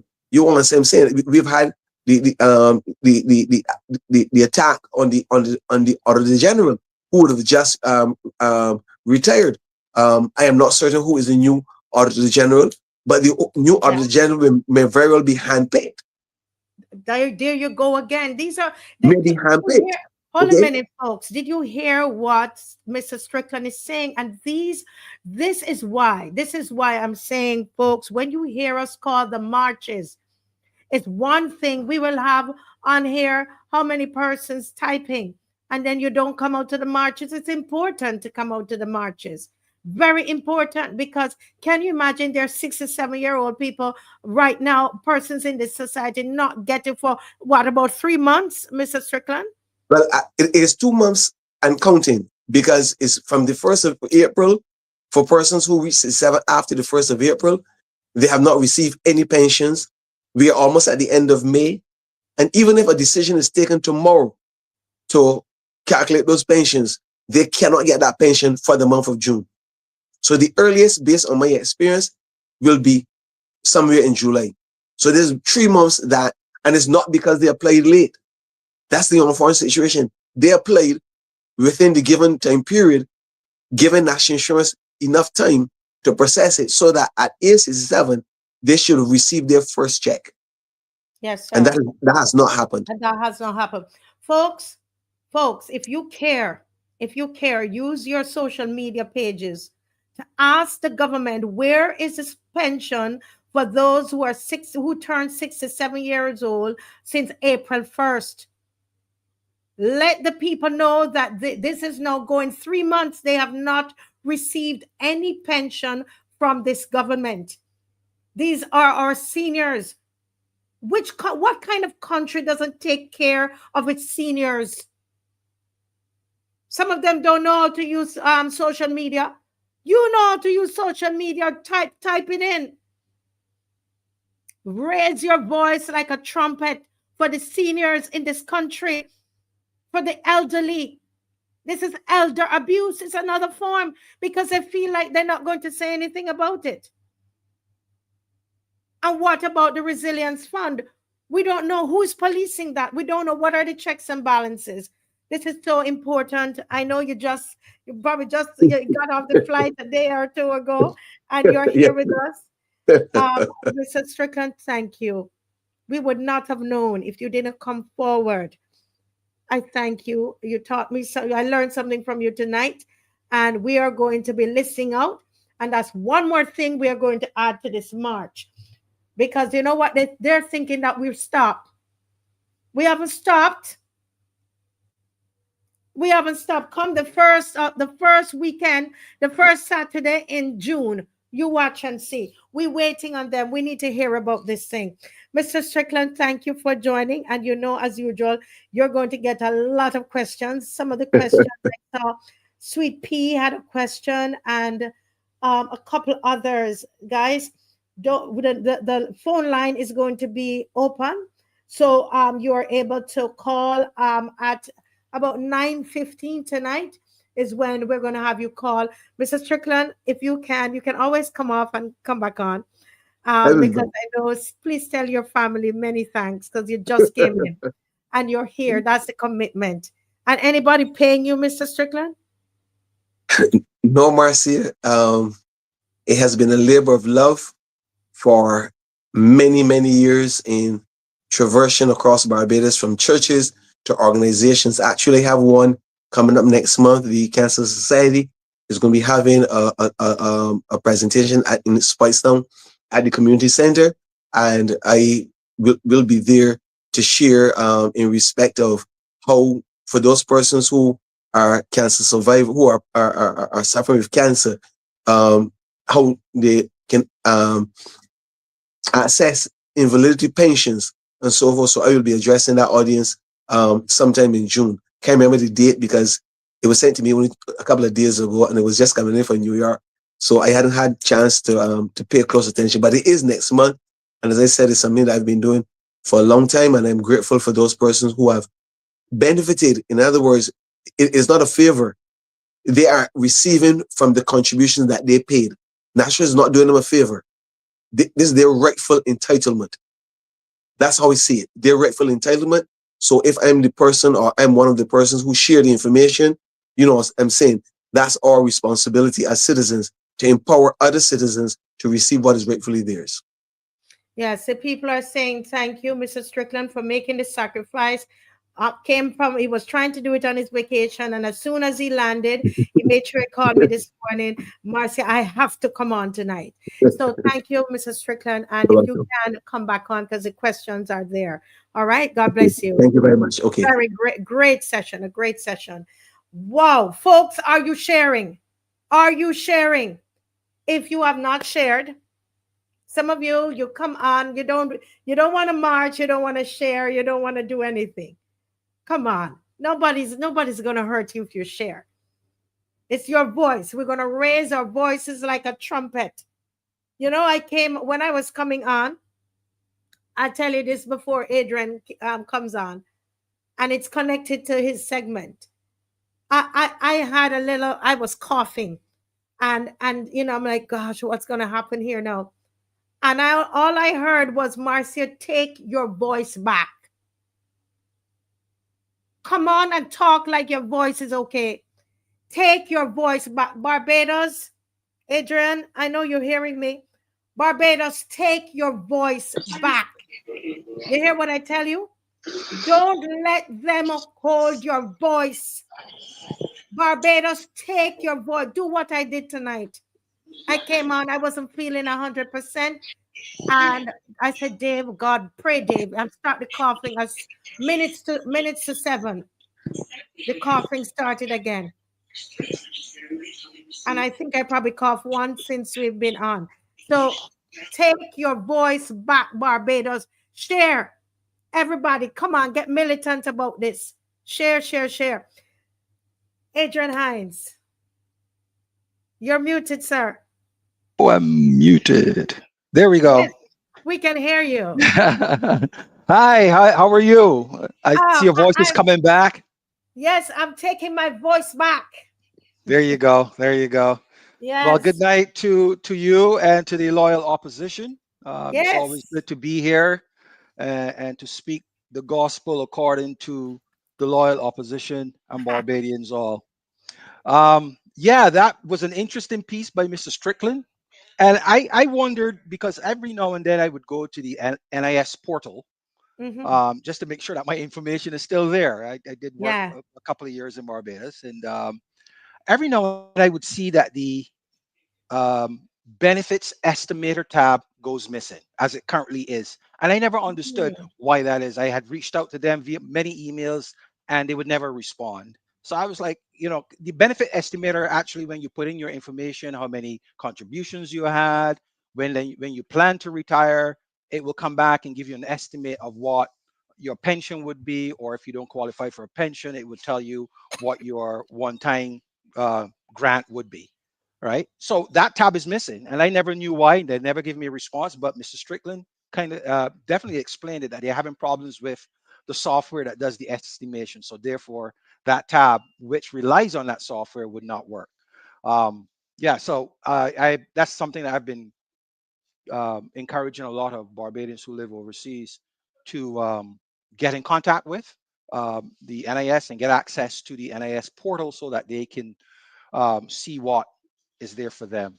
So yeah, good information. I hope that Dave would see the need to pull this out, pull Mr. Strickland's comments and contributions out separate, so that those of us who can spread that word and have people listen to it, and also take it via AI and turn it into a document and PowerPoint slides for people who might better understand it that way, that would be a good thing to do.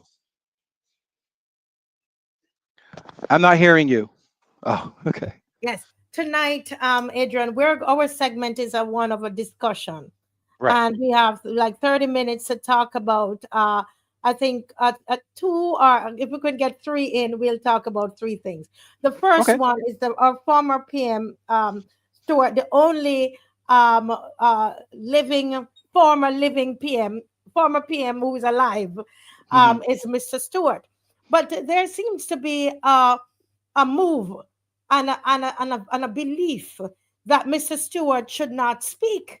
And that's why I said that what I shared about regaining my voice. And if you know Mr. Stewart and you have his number, can send him this link right now. Send him the link, please. Send him Yes. the link, and not just to him, but to all of the former DLP Yes. ministers and Yeah. senators. Did you work in the DLP administration? This segment is for you. Okay? Yes. Send it to them. Go right ahead. Jump in. I think Dave has the article. There's an article Dave is going to bring up on the screen. Go right ahead, Mr. Hines. Let's hear your thoughts. All right. If I were to borrow a couple themes from the Somebody Deserados. said a lady here said she love your shirt, Mr. Hines. Oh, okay.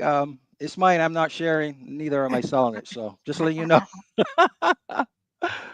If I may borrow a couple of terms from the Deserados and how I rework it with regards to what the DLP is doing and what they should continue to do, rather than go placidly, I think the DLP should go with confidence amid the noise and haste, and remember what righteousness there is in their response to all of this naysaying. As far as possible, without surrender, be on good terms with all Barbadians, but speak your truth loudly and with clarity and with confidence to the BLP, to its influencers, to its sycophants, to its yard fowls. Speak your truth. Everything they say requires a response because theirs is more politically driven than based on truth. And if you know for sure that there is a correct story or correction that is needed, don't wait, don't be silent, come straight out and deal with it. I saw someone sent me some information about the DLP and the response that they gave to some letter writer. That is what you need. But more so, and let me just pause on that and get into whether the former prime minister should be allowed to speak. I mean, come on, this is Barbados. Can I read a little bit, Yeah. Adrian? Let's read a little bit. It's kind of hard to read. We're trying to find if anybody has the because we do the show together, viewers. So if you have a version of this that you could WhatsApp me, that is clearer. But it says the article says, and I think this is The Nation. Former Prime Minister Frondel Stewart has criticized recent decisions of the ruling Barbados Labour Party government, saying politics here was broken. During a special meeting of the St. Lucie constituency branch of the DLP on Sunday in North Star's cricket ground, Crabbill, Stewart said Barbados was not in a good place and there was political, social, and economic evidence to prove it. He said the island was rushed into becoming a republic without a republican constitution. Did he lie, Adrian? Did he lie there? Nope, absolutely not. He didn't lie, right? Yeah. Okay. But they don't want him to talk. Right. And government seemed ashamed of the findings of the report by the Constitutional Reform Commission. And the reason he's saying they're ashamed because they haven't come up with anything. He said, I'm trying to read it. Okay. The former prime minister also cited the proposed relocation of Old Town Civic Center, of the Graydon Sealy Secondary School, and of the Barbados Defense Force.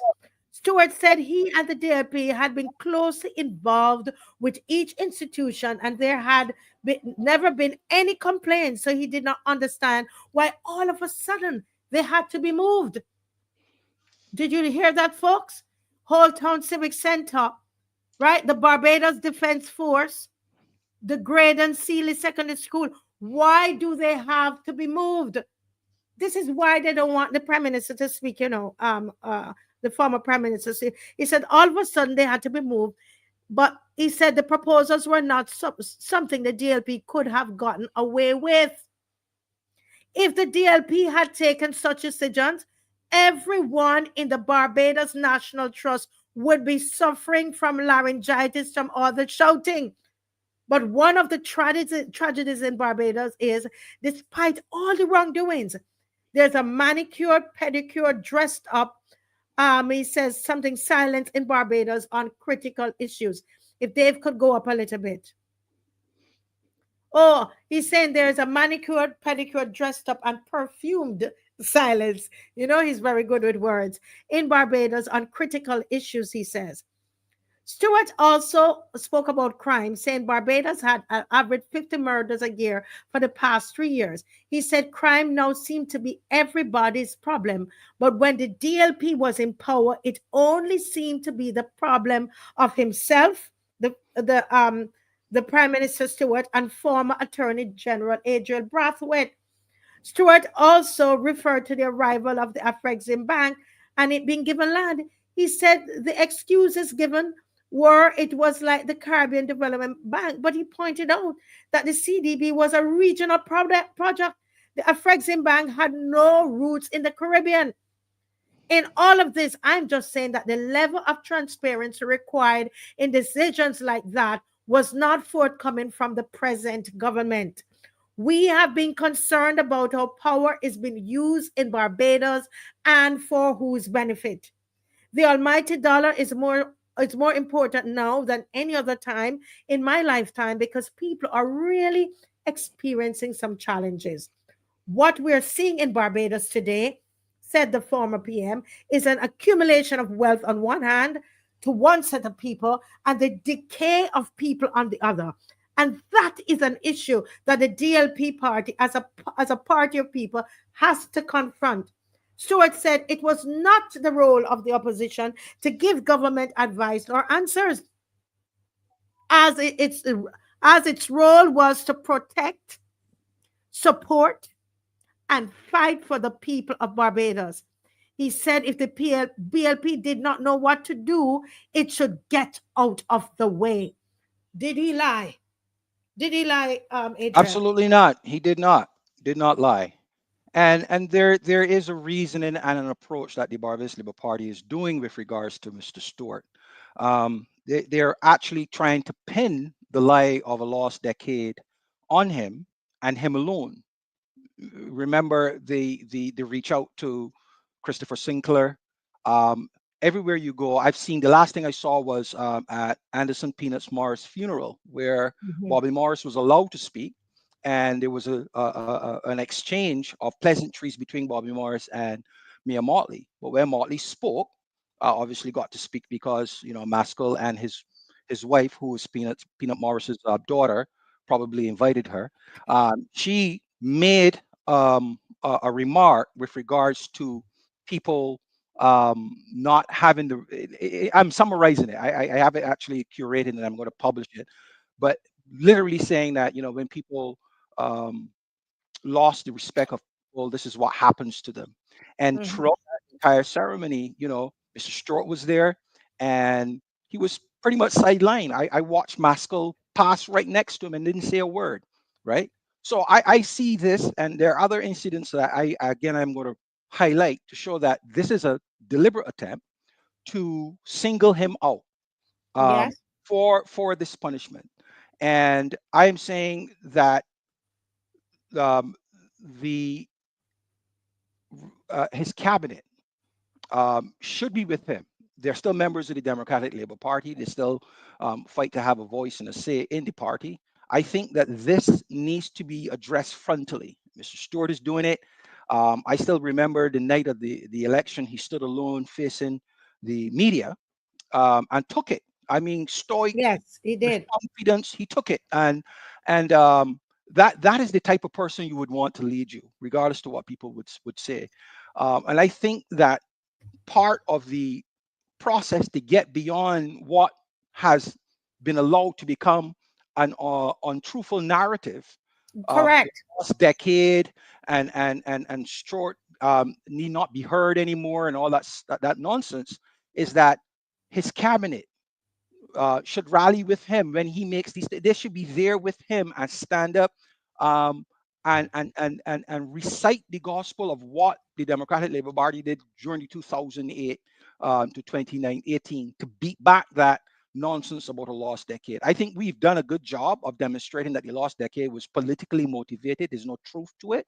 I think that we need to further that, and that every instance the prime minister and his cabinet gets, that they should speak to it, because the real issue is that, like the Barbados Labour Party, the Democratic Labour Party did a lot of things in 2008 at a macro level.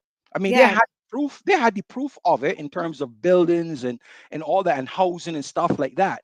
But that was at the macro level, and there were still things happening at the micro level that people were anxious about or anxious about. And, Yes. and the difference between that, even though it was at the macro level, there were things that people could see, and they can still see them today. The Best Dos Santos laboratory is one instance of something that is there, that they can see, that occurred, that came into existence.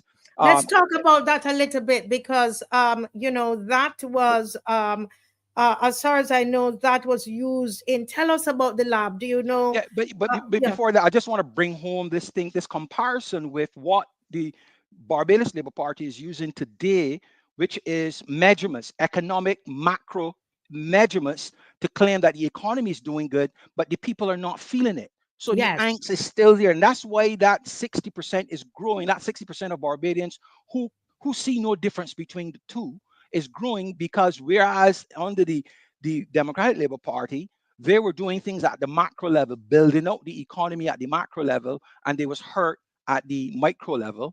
And the Barbados Labour Party is using economic measurements, nothing that we can really see, economic measurements at the macro level, and people are still suffering at the micro level. So yeah, with regards to the Best Dos Santos, I think is the right pronunciation. Yeah, that's one of many things that the Democratic Labour Party did during the 2008. I mean, what lost decade are they talking about? I mean, that lab, let's be clear about that lab. That lab was used, was ready, and was used in the pandemic. And they never gave any credit. And they're trying to tell this man, they're trying to tell this man he can't speak. It was under his tenure that the lab was created. We have drunk, a lot of people, even in the DLP, sir, have drank the Kool-Aid and trying to tell him, no, stay in the back. Sir, open your mouth and speak. You hear, former PM, with all due respect. That's what we're trying to tell you. Speak, sir. But the lab, Adrian, was used in the COVID extensively. I mean, you just Google it. It will show you the lab. It was established in 2018. 2017, the laboratory named in honor of two esteemed Barbadian health professionals, Cecil Best, a senior laboratory technician, and Dr. Wilfred Dos Santos, a senior consultant pathologist. Their contributions significantly advanced laboratory services and medical diagnostics in Barbados.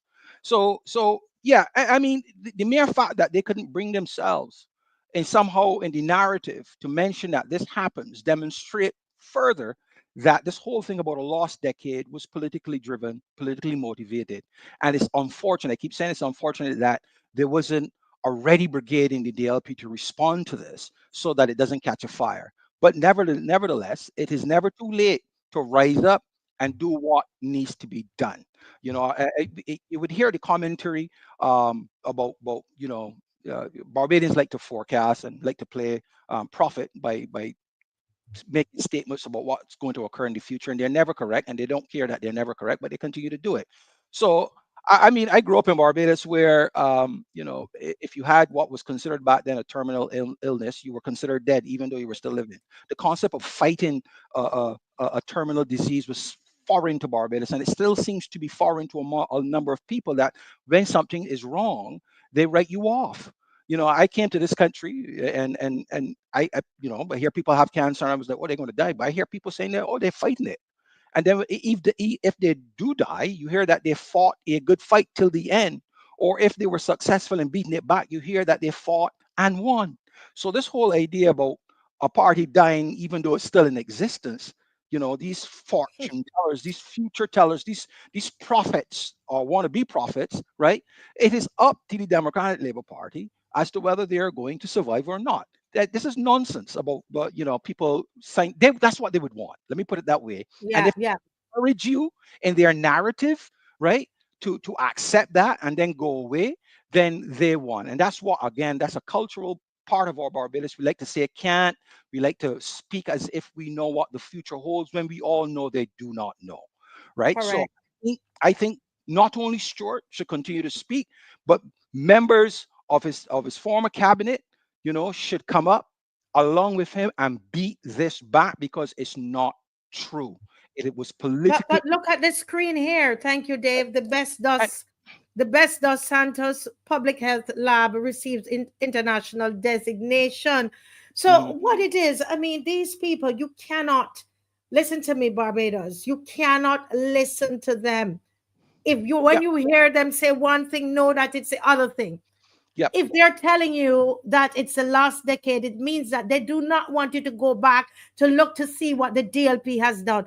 Look at my girl here. Yep. Look at her. Yeah, I don't really a want to see bullying. her, but yeah. No, But it's a bullying. They want to hoodwink you. It's gaslighting. If you are reflecting on 2008 to 2018, you're likely to miss what's occurring today, right?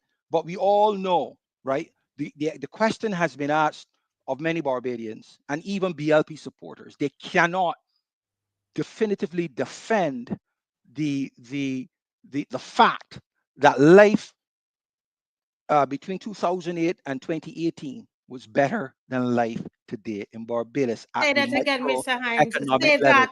They Say cannot that again. defend that life during 2008 to 2018 was better than it is today at the microeconomic level, in spite of you know, what the governor of the central bank would say that he drive around when he doesn't and see all these things. That doesn't mean anything. We know that people are hurting really, really, really bad, and they know that. You ask that question with confidence. Point out to you what makes you, if you do believe that life is better now, point out to me what at your individual level, your neighbor's individual level, your street, your community. What are you seeing today that is better than during 2008 to 2018? And tell me if it's true. Another thing I want to touch on as with regards to this whole idea that Barbadians don't want to see the last prime minister or his cabinet. That was bandied about for a long time. No, it is being pointed at him and him alone because if people pay attention, right? Michael Ashley was a member of the last cabinet. Eswick, you know, and they ran in the last elections and barely lost, right? Barely lost. So those two, and there might be others, have demonstrated that this whole idea of people not wanting to see them is a joke. It's not true. It has never been true. And I continue to say to the DLP, specifically those who have been members of Stuart's cabinet with regards to this nonsense about Hold a minute. 1 second. They are reporting the show, folks. Thank you, Victorious Lady, for alerting me to that. And this is what they do, because you see, we are touching what we're doing tonight. We are unraveling this thing, Adrian, that they have created. What does this mean? Reporting? What does that mean? What they're doing, it's what they're doing is they're messing with the algorithm. So they're reporting the page, and then what happens? The likes and the numbers start to drop on the page. So what you have to do, folks, is that you have to go back and quickly do that for me. Quickly do that. Yes, I see the numbers changing now. Do it, guys. Do it. It's important. You've got to fight them. You've got to fight them. They don't want us to speak about the prime minister, the former prime minister. Let me say, Adrian, give me a moment. Let me just speak to the former prime minister here, please. I know that I'm not in your league, but I just want to say something to you, sir. That the more they tell you that they don't want to see you. And the more they tell you that you're to keep quiet, is the more you're to be seen and open your mouth. It's their strategy. It is their strategy, sir. I'm hoping and praying that you came out this weekend and you spoke. We need to hear you. And to those of you in the DLP, do not buy that nonsense. Do not listen to David Ellis. You know why they don't like Stuart. You know why they don't like Stuart. Go ahead, sir. In the 2008 election, I still have all of those. I curated them. He was the only person I have heard speak in detail about the remnants of the planter class and how they have control of the Barbados Labour Party. It's true. And then when he became prime minister, he said easy access to Bay Street is now over. Because people forget the vestry, which was the the domain of the planter class. When that was removed, they didn't go away. They then had access to Bay Street, to the prime minister's office. And from that time on, they have always had that access, right? That they can skip beyond their constituency representative and go straight to the seat of power. Remember this, I always tell people that the tentacles of that office, the power attributed to the office of the prime minister is so vast that the planter class and the elites and the shadows of various creeds and colors understands this, that once they have the right person in that office, that their access is secured. Now you have a prime minister that come and said that access to Bay Street is closed. Well, who he is, who he think he is.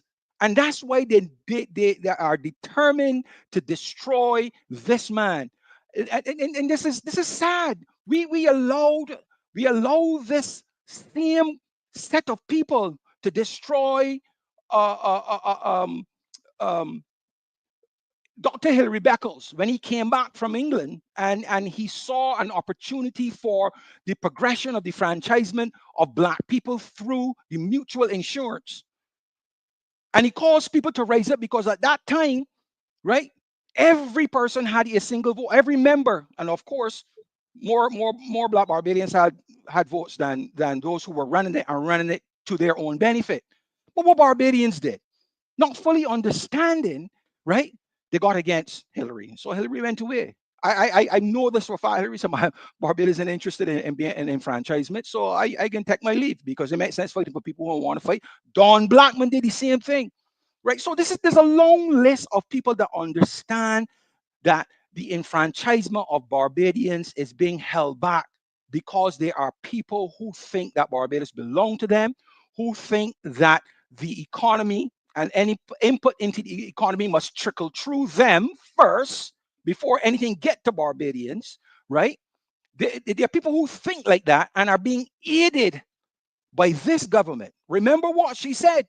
This is a party that understands that you cannot right 10, 20, 30, or 40 years of wrong. Sorry, 300 years of wrong in 10, 20, or 30, 40 years, that it is a continuum. This is what this current prime minister said, right? And we are seeing it. Nothing has changed in terms of the status quo. Nothing has changed in terms of trickling down economics. You heard the governor of the central bank talking about macroeconomic measurements and successes trickling down to Barbadians. You heard that. They still practice this nonsense. And that's why generation after generation, you can go on the blocks in Barbados and see people who are 60 years old, 40, 50 years old, 40 years old, 50 years old has been captured by the block because there's nothing in Barbados to do because the economy and the enfranchisement of Black Barbadians is being held in check for handouts, $300. That's all you deserve, right? That's why they want to destroy them. And we are allowing them to destroy somebody who championed, who wanted to use the powers of that office to benefit a wider cross-section of Barbadians. We are allowing these people to destroy that man. And he's not a Don Blackman. He's not a Hilary Beckles in terms of walking away from it, because Don Blackman did the same thing. Don Blackman, you know what, Don Blackman isn't interested in freeing himself from this nonsense, so he's going to live in St. Kitts. That's what he did, right? And Hilary Beckles is in Jamaica today, and decide that, hey, look, if I can't fight them, I could as well join them because I'm one man and Barbadians don't seem to be interested in supporting me, right? And that's what he did. But Stuart is staying his ground, and he should. And those who were in his cabinet should join with him, follow him, and speak on his behalf and defend your record. Don't let these people make these statements about you and get away scot-free. Every time they say something with regards to lost decade, with regards to that, and they're speaking on behalf of Barbadians, that is not true. Don't let them get away with it. So I like what the Democratic Labour Party has done with this response that they give, but they need to do more. Fight fire with fire. Fire. Like, these people did this is all Trumpian political strategy, right? The MAGA crowd in America get and say that they had 8 terrible years under Obama. And what did the Democrats do? The Democrats list off all the successes that Obama did. And we need the same thing that's happened in this last decade. We need to list off, the Democratic Labour Party need to list off all the things they did. And don't be afraid to go among Barbadians and hear Barbadians. Some of them want to hear you, but still say what you got to say. Don't get angry with Barbadians. Those are the same people that you need to help change away from this remnants of the plantocracy that has complete access to Bay Street today. You need them. Otherwise, if we join in and cast them, Mom, what a stupid, want to know what to talk. No, that you don't need that. Listen to them, right? They believe that they have an angst. I understand it. Life in 2008 at the microeconomic level, right, could have been better. That's what Barbadians were saying. They wanted better, and they believed that the Barbados Labour Party had the answers. Well, we know that they didn't. We now know that they didn't, right? So I don't fault them for thinking that, hey, look, better can be had, and therefore we need to see what this other party, me and her group, will do. And that's why they give in to, giving her the vote and watching her. And they see. No, they see, right? So don't fault them for that. Don't fault them for that. But when these people start to disparage your term in office, recite all the things you did. Don't get angry with them. They're just doing what they're being paid to do, right? Don't get angry with them. Just recite what you have done and tell them, I hear you. I understand what you're saying. But then ask them, is life better under this government? I mean, how could it be? They went to the IMF. Life under IMF austerity measures could be ever good? Of course not. Of course not. And that's what Stuart was attempting to do, because he understands once you go to the IMF, it is extremely hard to get out of it. It is extremely hard. And they need to do this because the next thing they're going to do, is pin any fallout. Because I think they got to go back to the IMF. I think so. And I don't know how long we can continue to peg our currency to the US. I don't know how long, right? And they might very well try to pin that on the DLP. That's why you have to speak up. You have to speak up. Stuart, don't let them tell you the nonsense. And I want Adrian Braffett, Mr. Jones, all of the existing members of that cabinet who are still alive and who are still aligned with the Democratic Labour Party to join with the man and defend your record. Defend your record. Don't look. Somebody asked me the other day, I know somebody brought up Don Villeneuve. Somebody asked me the other day if I think Don Villeneuve should run again. I'm like, what has he done in Barbados that would stop him from running? I'm sure he would do his due diligence to see if he still has the recognition and name brand in that constituency to see how viable his option would be. I think he still has name brand given the negative response that Barbadians had to what the US did to him, right? A lot of people were not in line with what the US did, right? So I don't think that will factor to them, because the truth is what was alleged that he did that contravenes American law is done every day in Barbados. Yeah. Done every day at election times in Barbados. Somebody said something here. I was just so caught up in what you're saying. You were on fire, Mr. Hinds. But this comment on here, and I want to say something to you. What you touch on something. You had made my belly stirring up, man. You said this is what the issue is with Mr. Stuart. Yeah. Yeah, Listen to me, folks. I know of a fact that a lot of the white merchant class in this country did not like Stuart. Did not like Stuart, and it is because he would not. I heard of many occasions he refused. He refused to be wined and dined by them.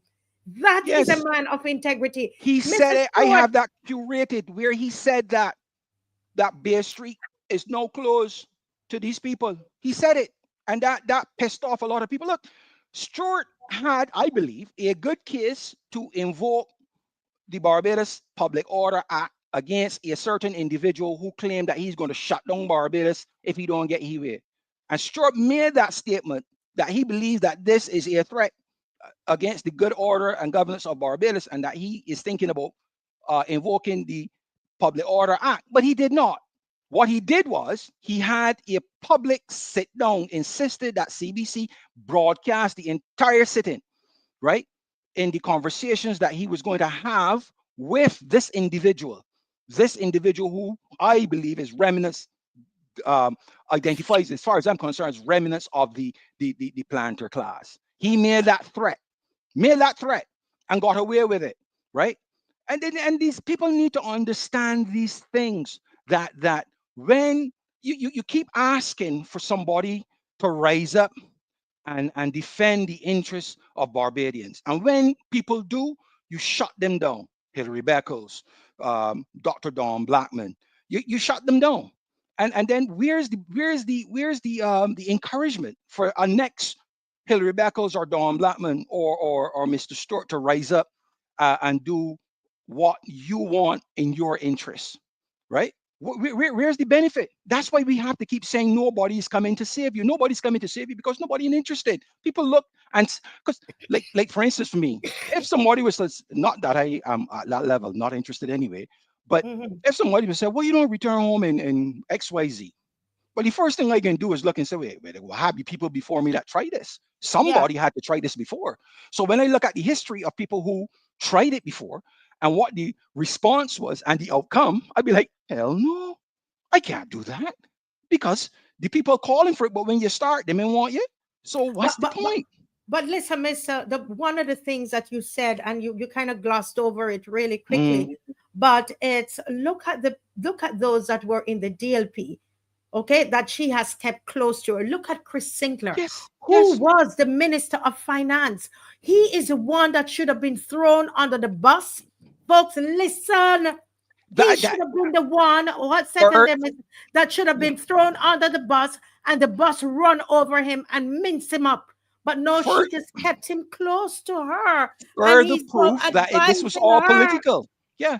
Further proof that this whole thing about Lost Decade was all political. I remember, I have to search for this. The last sitting of Parliament in that conference room at that hotel somewhere up in Christchurch, she got up, and because that was around the time that Sinclair got the job from her or whatever. She had some input in some job that he got with the IMF or something like that, whatever it is. And there was some cry out in the Barbados Labour Party, because people truly, well, her sycophants and supporters believed the political narrative that this man did something injurious to Barbados. So all of a sudden she is singing him praise, and she got up to defend it by saying, all that they had to do was to restructure the debt. That's all they had to do. So this whole thing about Lost Decade is nonsense, because if that's all they had to do, the argument that Stuart was using all along during the election was he was doing this to attempt not going to the IMF. Which is a good thing. Listen, I just got a message here. Somebody said that there was a certain businessman sent an envelope to Stuart, and Stuart returned it to say return to sender, wrong address. Yes, that is the level I believe it. Integrity. And not one of them can point a finger at Mr. Stuart. Don't you ever mess with him. Not one of you can point and say he stole this and he stole that. So why should he be quiet? Why should he be quiet? Is it all a part of that Miss Piggy? This is Miss Piggy Rain. and she believe that she can hold everybody hostage and they mustn't speak. But Mr. Stewart, wherever you are, if you listen to this, I don't know, or whenever or later, I say open your mouth and speak out. Raise your voice in here like a trumpet. You are a son of the soil, and nobody's gonna have you lock up in a house anywhere. Open your mouth and speak out. Yes, defend your tenure as prime minister. I personally believe you did nothing wrong. You attempted to save Barbadians from being under the IMF, and I thought that that was a good approach rather than going to them. And of course, they would want you to do otherwise. And it is clear that is nothing to belie a man with this nonsense about lost decade, all because you want to have a political narrative to keep people hoodwinked from looking at your tenure, your 7 years. That's what you're doing. You're ready to destroy this man for doing nothing more than trying to protect Barbadians, you know. But yeah, people need to get strong and stop. I don't know what. I think it's easy for people to say, well, you up here, you don't live in Barbados no more, so you could talk where you feel like, and maybe that's part of it too. I don't know, but I personally believe, knowing me, that yeah, I would not be any different. I probably would suffer as a result of my mouth. I have suffered in Barbados because of my mouth, but that's who I am. Yeah. I ain't gonna change. And I think Barbadians have to weigh where they are as a result of their silence and their stiff upper lip, right, with where they could be if they demand better, right, from their government and stop looking up to their government, right, and hold them to account, which is necessary. Government will always have a narrative that makes their existence necessary. But you all have to remember that there are human beings just like you and me. And to some degree, all of us have a level of greed, a level of selfishness. That's what we are as human beings, right? And if we don't have the education and the understanding to ignore those innate attributes, to realize the betterment that we can have if we help our fellow man, right? Then you will see this kind of thing, right? Where government is there pretending to work on your behalf, giving you $300, while then flying all over the place and spending tons of money and drinking Moet Chandon and all these other expensive things on your dime, right? And telling you that $300 is good for you and nothing more. You deserve better, Barbadians. I believe strongly that you know that you deserve better, but you can't get change if you don't give your 2 cents. Yes. Nobody is going to do right by you if you don't open your mouth. We've had to do this in Boston in the predominantly Black communities not getting any services, and the predominantly non-Black communities getting all. And people saying, "Oh, it's racist." I said, no.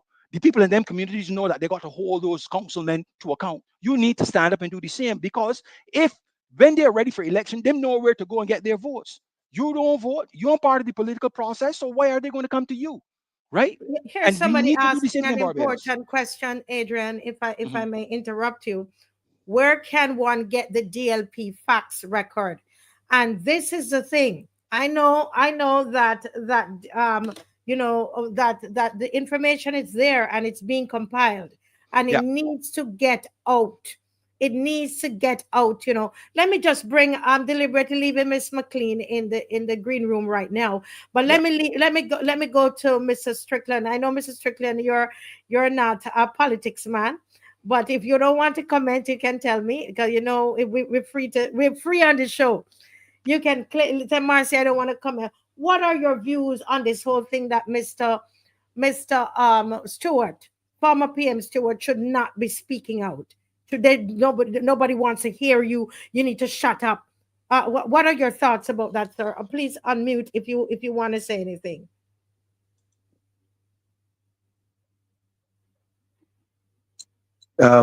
Yes, Marcia. Prime Minister Erskine Sandiford was blistered all across Barbados.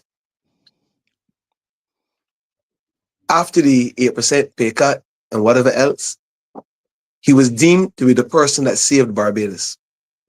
And these are public records. Yeah. For Prime Minister Stewart, he became Prime Minister because thousands of Barbadians felt he deserved to be Prime Minister. He was not only Prime Minister for one term, but returned a second term. It meant that thousands of Barbadians felt that he had done something for Barbados and returned him to office. And remember, when the second election, he went past not the constituted date, but he went long over the time, and Barbadians still returned him as Prime Minister. So it goes to say that if you are saying that was a lost decade, it means you are saying that Barbadians have no idea of what they are doing. I still believe that former Prime Minister Stewart is one of the best speakers this country have ever produced. He doesn't give a lot of long talk, but if you really stop and listen, you are captivated when he speaks. And Barbados will be judged one day on whether they believe that, he has not made the contribution. And I'm saying him because he's the person on the attack. But by extension, the Democratic Party has not made the kind of contribution that they made. Right here in St. Lucie, the Krabi police station started under the present government.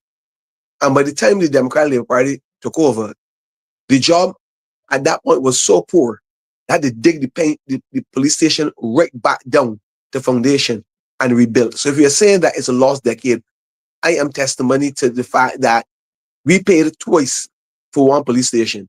So it's not that I am not into partisan politics, as it were, but I am very politically aware of what happens in Barbados. And I will always speak when I have to speak, because whether it's under any leadership, but I'm saying that it is very, very unfortunate. And I was watching you when Israel was speaking just now. All I'm saying myself, call in the fire service. Call in the fire service. It's hot. It's hot. I was about to jump out of. I was about to jump out of this. Can I just tell you something? I know we have a couple of things, other things that we want to touch on, but this one got me, Adrian. You know that I brought some filmmakers. Well, I introduced the Minister of Culture, Stephen Lashley, who I thought was a fantastic Minister of Culture, by the way, and so was John King. I like them both. But obviously, Stephen Lashley had more time to do more things before, Miss Piggy got rid of John King. But I introduced Minister Lashley, Stephen Lashley, to some filmmakers from HBO, some camera people, from HBO. And Mr. Lashley, because I met them at Cannes, long story, and he paid their airfare and they came to Barbados because Mr. Lashley was all about the film industry and trying to develop the film industry. Okay. And those gentlemen came here and I went up, they were looking at locations and doing things. And I brought them, Mr. Stewart was speaking, and I brought them to where he was speaking because I wanted him to meet Minister Lashley. Would you believe when Mr. Stewart started speaking, these are young white people from the US at HBO. Mr. Strickland, when he was speaking, they were glued to what he was saying. I thought they would be bored and ready. We only came there to meet the Minister of Culture, and then we were going to go out or leave. They were caught up in what he was saying. And when they got in the vehicle and we were taking them, I guess, to eat something, they said, this man is very intelligent. This is what they said. This man is, your prime minister is highly intelligent, Marcia. Now, this is the same man that they are laughing at and saying he uses big words. And here it is. These were filmmakers from HBO, camera people, and they were caught up with Mr. Stewart and saying how intelligent he is. You see what we do with people in Barbados? You see what we do with our own, Mr. Strickland? I've seen it. I have seen it, and I continue to see it, and it's a bit unfortunate because I think we settle for mediocrity, and therefore unfortunate when we have something of worth, we don't understand it. Unfortunate. Yeah, agreed. Yeah, So, correct. Mr. Strickland, though, you said something there that I think, with your indulgence and Marcia, that you should magnify at an appointed time in the future with regards to you're not into politics, but you will speak your truth. And um, I think there are Barbadians who are struggling with this idea of politics and how they define it, and that they've defined it in such a way that they have totally removed themselves from anything to do with politics, because I think they have a understanding of it that might need a little bit of correction. So I think I don't know if you would be interested in telling people, how you approach politics. You are not partisan, but you still see it as your interest as a Barbadian, and I dare say an active voter citizen to play your part. And you do so. How do you do that and still maintain your position as being non-partisan? Because I think a lot of Barbadians believe that politics is about aligning themselves with a political party and wearing a t-shirt and all that kind of foolishness. Yeah. Adrian, I am very politically aware, and I speak on issues, any issue which relates to Barbados. I'm Right. a church minister, and Moses was a politician. David was a politician. I mean, there were people who represented the people against forces. You want what I'm saying? And Right. as a result, they led. Today I was at Praying Fast, and I shared a lot of what I shared just now in respect of the actions of national insurance to persons, the pensioners. And one of the church members, I saw the expression on her face, and she says, "But you know something? My cousin is suffering now because of that." And I'm saying that I discuss politics widely. I do not support any party because the last political meeting I went to was in 1975. But I have spoken at the Ideas Forum this year for the Barbados Labour Party. I spoke at the DLP branch meeting. I've spoken on different occasions on the both parties, because if I'm invited to speak, I speak. You know what I'm saying? Because I'm speaking on issues, not in support of who have invited me. And that's why I believe that Barbadians need to come to some of that kind of position. Right. So how would you summarize your political awareness? What do you do to that makes you political aware? Do you actively inform yourself of what's going on? How do you do? I'm just trying to find things that would help Barbadians come back to understanding that politics is not a dirty word. Adrian, 60% of Barbadians do not listen to a radio station. This is only my guess. About 60% of Barbadians do not listen to a radio station which carries the news. Among the age group, maybe 40 and under, there's a large percentage who do not watch CBC 7 o'clock news. The African newspaper is no longer. I think the reading audience for the Nation newspaper is not what it was before. So that I have always been the person who read about whatever is happening in Barbados. I've been the person who always listen and actively listen to what is happening in Barbados. But I also get engaged in discussions, argument with persons when it comes to what happens in Barbados. So Let, therefore, if let's I'm use going to the be in a term. discussion, Let's use the term debate, not argument, because with all the violence debate. going on. Thank you Right, very much. right. Debate. So if I am going to be debating with individuals in respect of what is happening in Barbados, I must be aware. You want what I'm saying? Now, I think that is where the problem Awareness. arises. That many individuals are afraid to debate what is happening in Barbados for different reasons. And therefore, because they are afraid or unwilling to debate what is happening, then their knowledge, because I'm saying to you a lot of what I have learned is because I have debated with individuals and I've learned from them also. So there's a different size of the different areas which has enabled me to be able to speak. And I can speak in any forum on almost anything in Barbados. You want to say I'm saying to anyone, because when I attended the Ideas Forum with the St. Lucie Speak, there were two issues that I raised, and one of them was in relation about the national insurance. And when I dropped some information there, I saw the Prime Minister look at the Attorney General. They were not prepared for anything about national insurance at that forum. Then I dropped something, I can't remember what it was, and they were both looking at one another again, because they were looking to hear about particular political issues.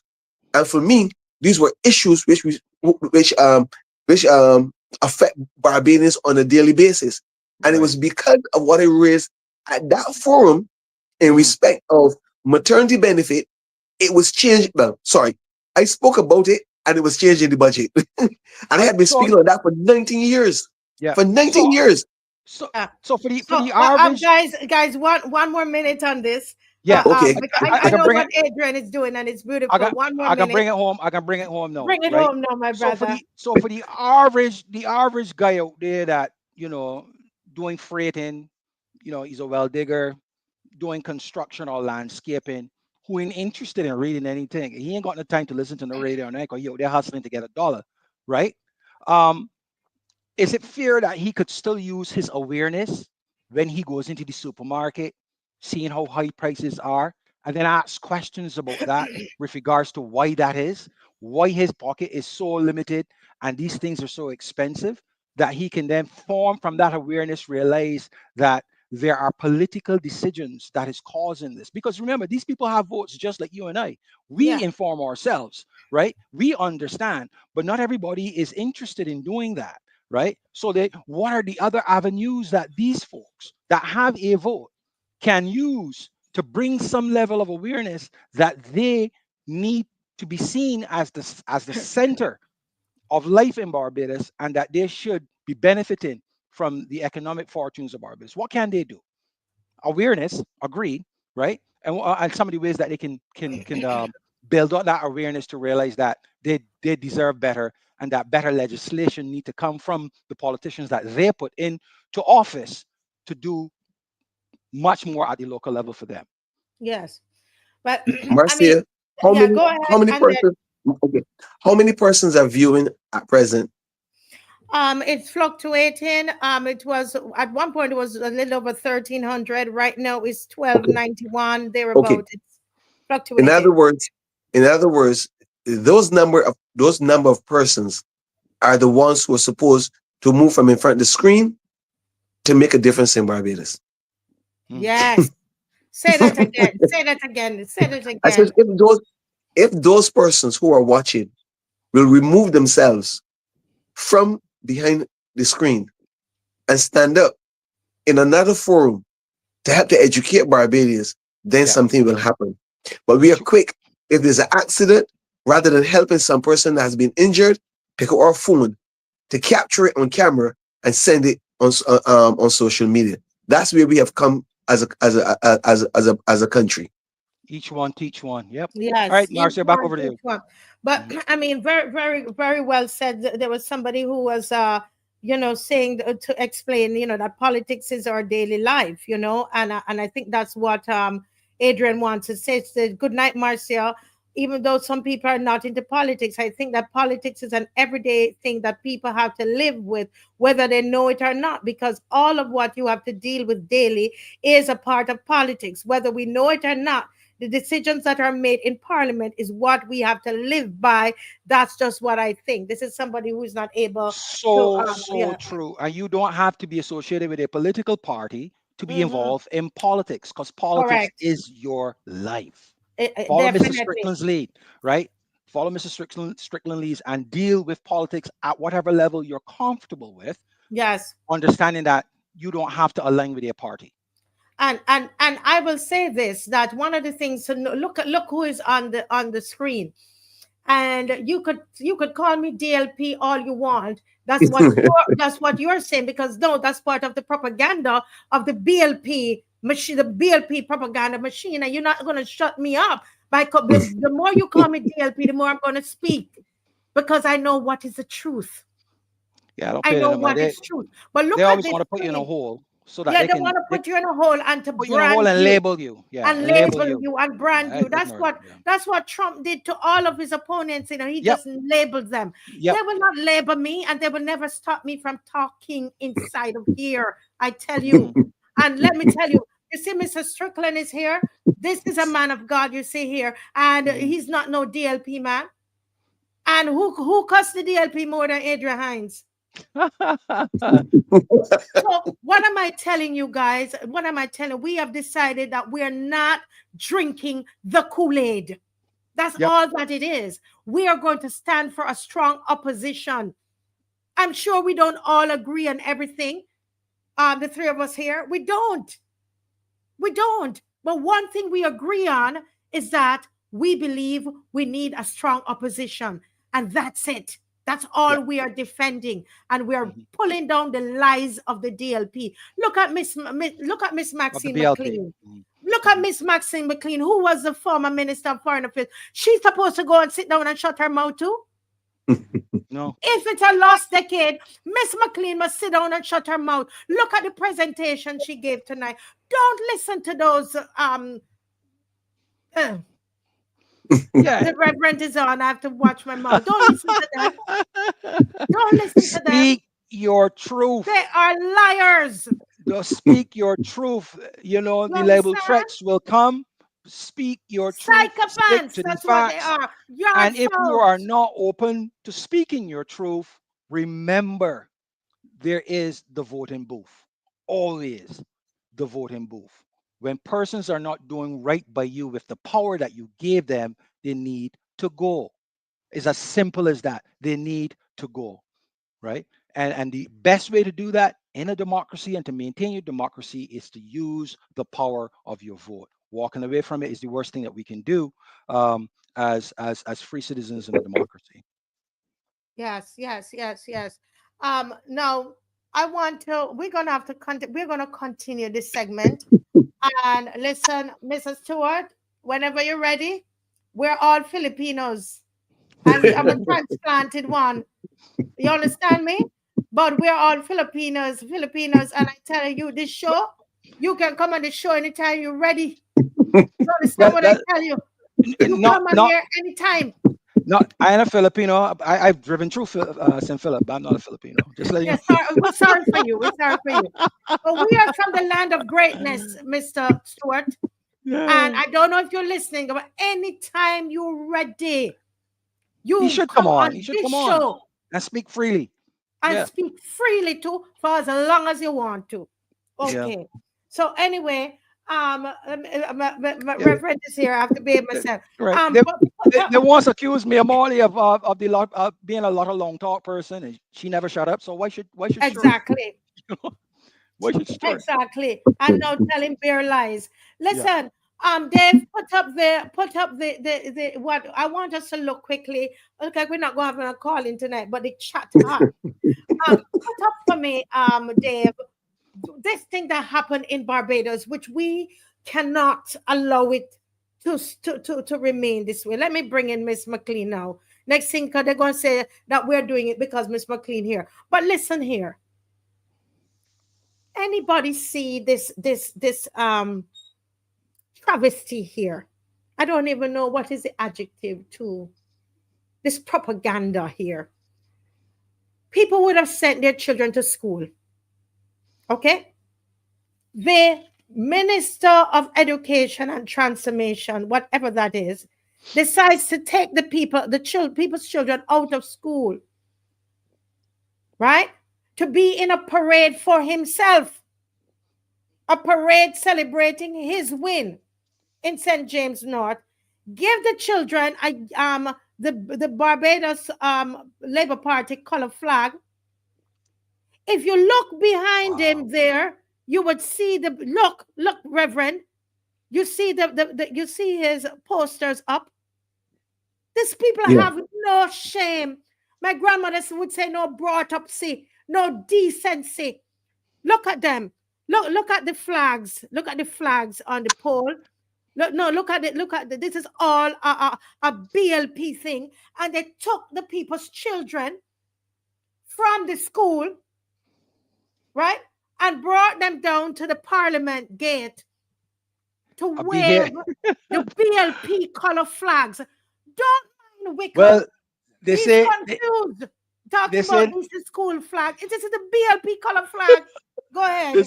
They say we grew up stupid under the Union Jack, but here we are, we're supposedly a republic, doing the same things that the colonial did to us. So I guess we're going to grow up stupid under the Barbados flag. I guess, I don't know, but yeah, this is all nonsense. But you know, these guys are doing what they want to do to solidify their position in the minds of people. And this is what they're doing, and this is what we need to do. We need to beat it back for what it is. This is a colonial trapping. How can we be a republic and continue with this behavior? I mean, how can we continue with people calling themselves King's Council and all the other things that still show the colonial mindset? It's just sad.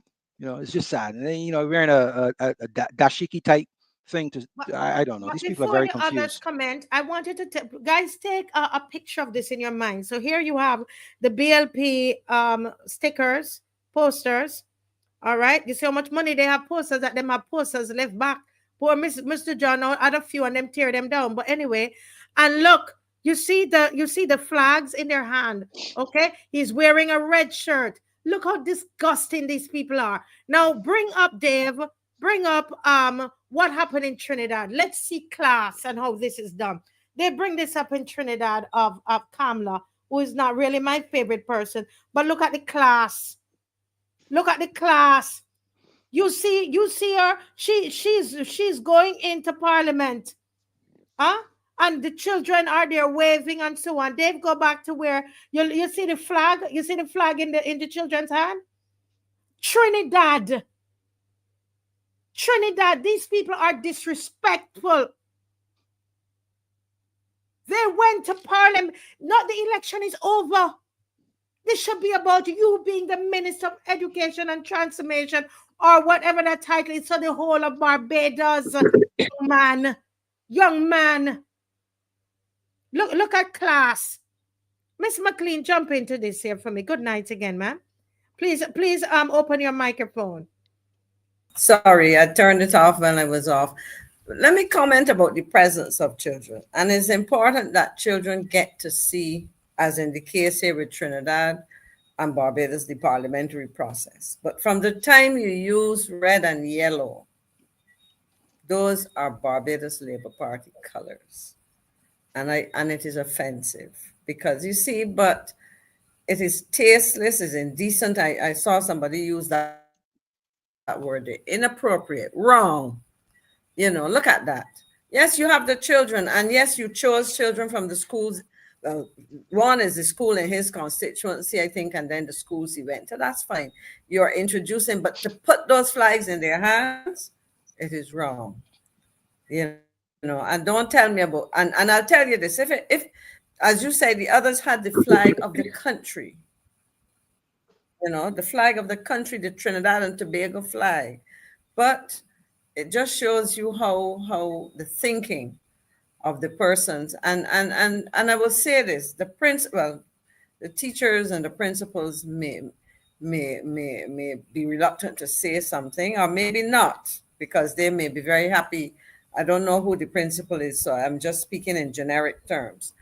But the Ministry of Education also should not allow that kind of thing to happen. Chief Education Officer permanent secretary in the Ministry of Education should provide guidance on these things. It's wrong. Not if she want to keep her job. You know, Adrian, that is true. That's why I said. Thank you, Miss McCLEAN. Let me hear from Miss. Is there anything you could say on this, Reverend? You know, what comes to mind is the idea, not the survey test, whatever else that was done, where the rights of the parents. My question here is whether the parents were given an opportunity, or were given or whether they issued consent slips for the children to leave the school premises and to go. And if they did, were they aware, did they know that their children would be given flags and whatever else? And even if they consented, I think that this was really outside of the authority of the school and whatever else. And I think, as Maxine just said, this was distasteful as far as I'm concerned, and we should never, especially primary school children. This is the worst part. You know what I'm saying? Okay, especially primary school children. In Trinidad, those look like teenagers that were there, but these are small primary school children. What are we doing today? You know what I'm saying? Okay, but they don't see how they are being used. You want them for political gain. Yep. Teaching them mendicancy and dependency at that early age. Yep. That's how the Barbados Labour Party continues to be dominant, you know, by instilling in keeping people economically constrained so that they can come bearing $300. That's what they do. So now they're reaching in out to these schools now and bringing them up under this type of existence, where your existence could be good or bad. Good if you play your cards correctly by aligning yourself. That's what this is all messaging that they're doing, and we are allowing this to happen. It's just really sad. But you see, well, if this was in the US, you know that the mainstream media, you live in America, this would not go unnoticed. And what I'm saying is this, that you know, you could blame the DLP and blame the independent parties all you want, and they don't do this and they don't do that. But if the traditional media, if they're all in the pocket of the government, right? If they're all of them, you know, take orders from them, if they all, you know, move, it's like they're puppets. What do we expect? What do we expect? That they're not going to you know, decide to write about this? Will there be any articles about this? Is it something that is going to be you know, any editorial about this? No. It is a left, and nobody does anything about it. But Dave, if Dave, can you put this up? This is the last I'll say on this, and I think I see a caller calling in. Dave, can you put up what you have there for me on the screen? No, not that. It's a WhatsApp message. It's a I just sent it at 9:47.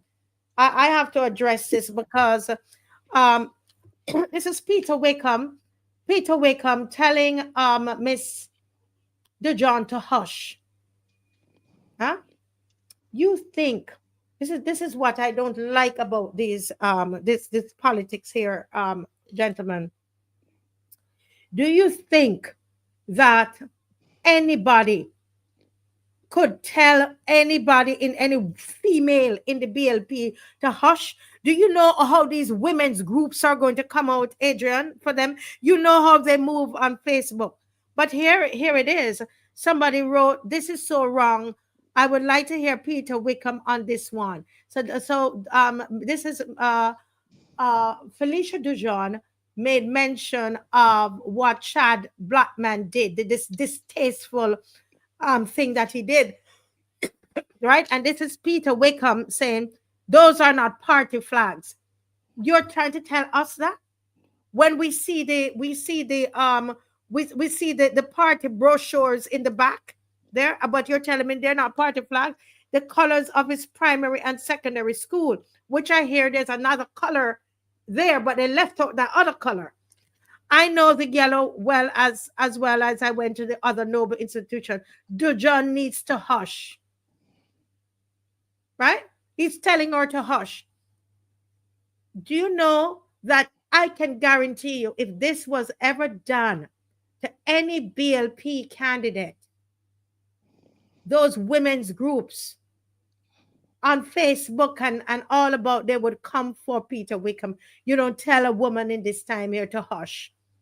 But that's what he did. And I want to bring that to your attention, because what they try to do is to bully people.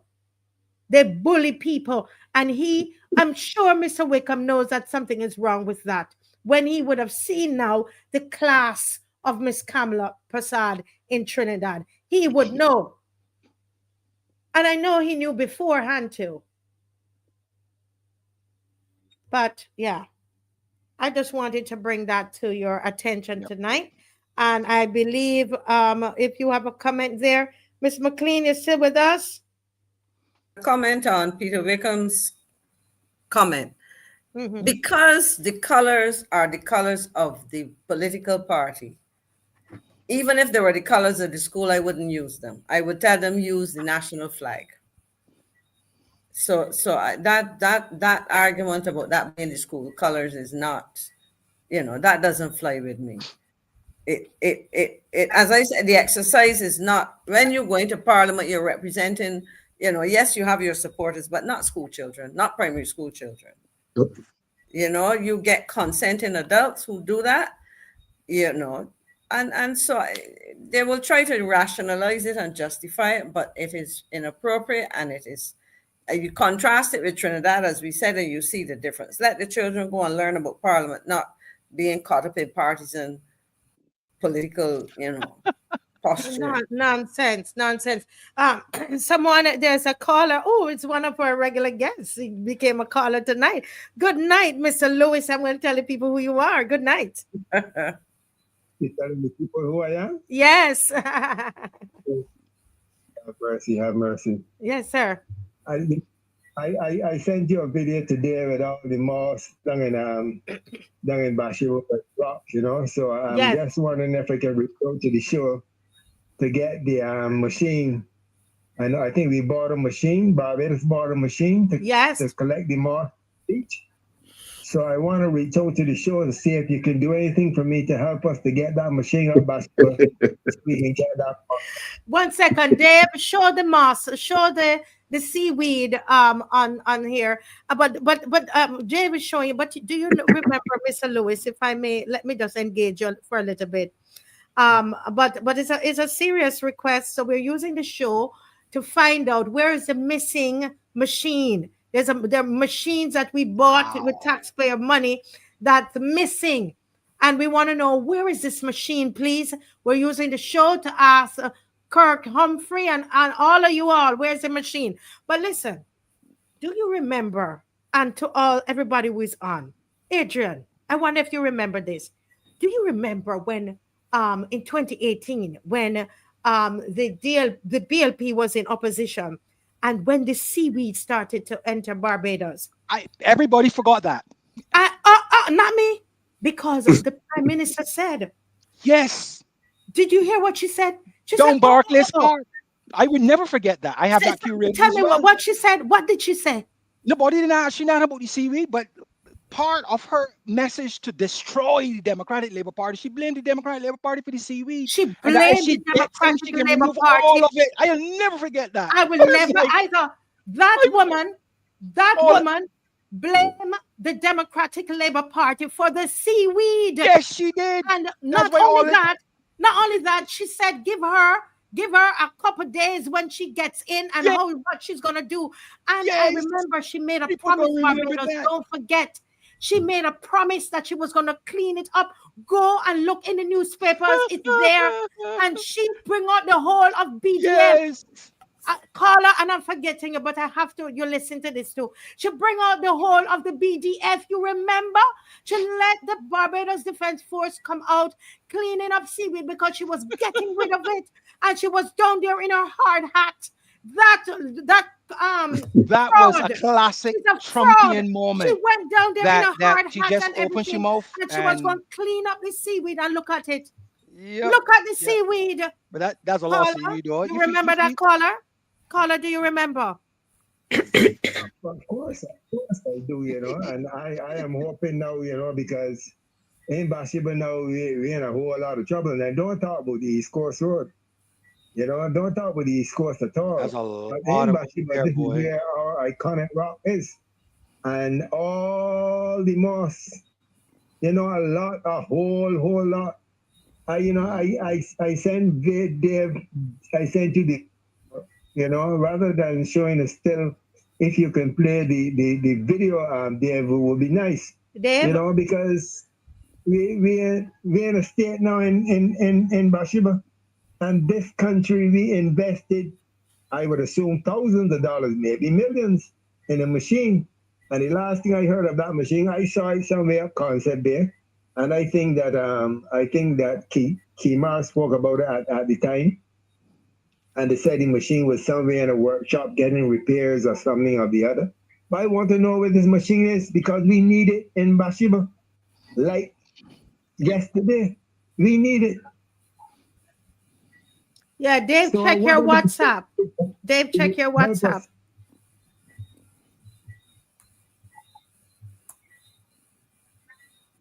Yes. Yeah, go ahead, caller. Yeah.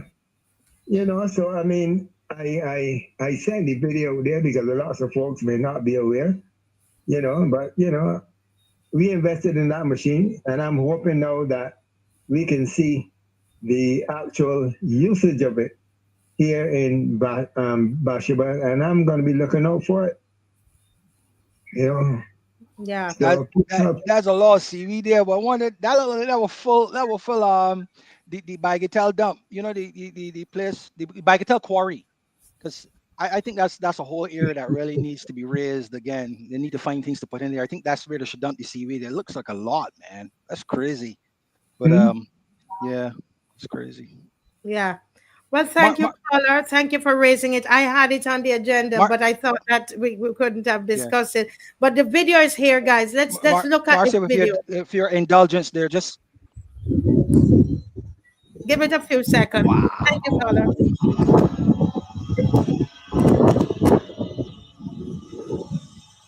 Wow.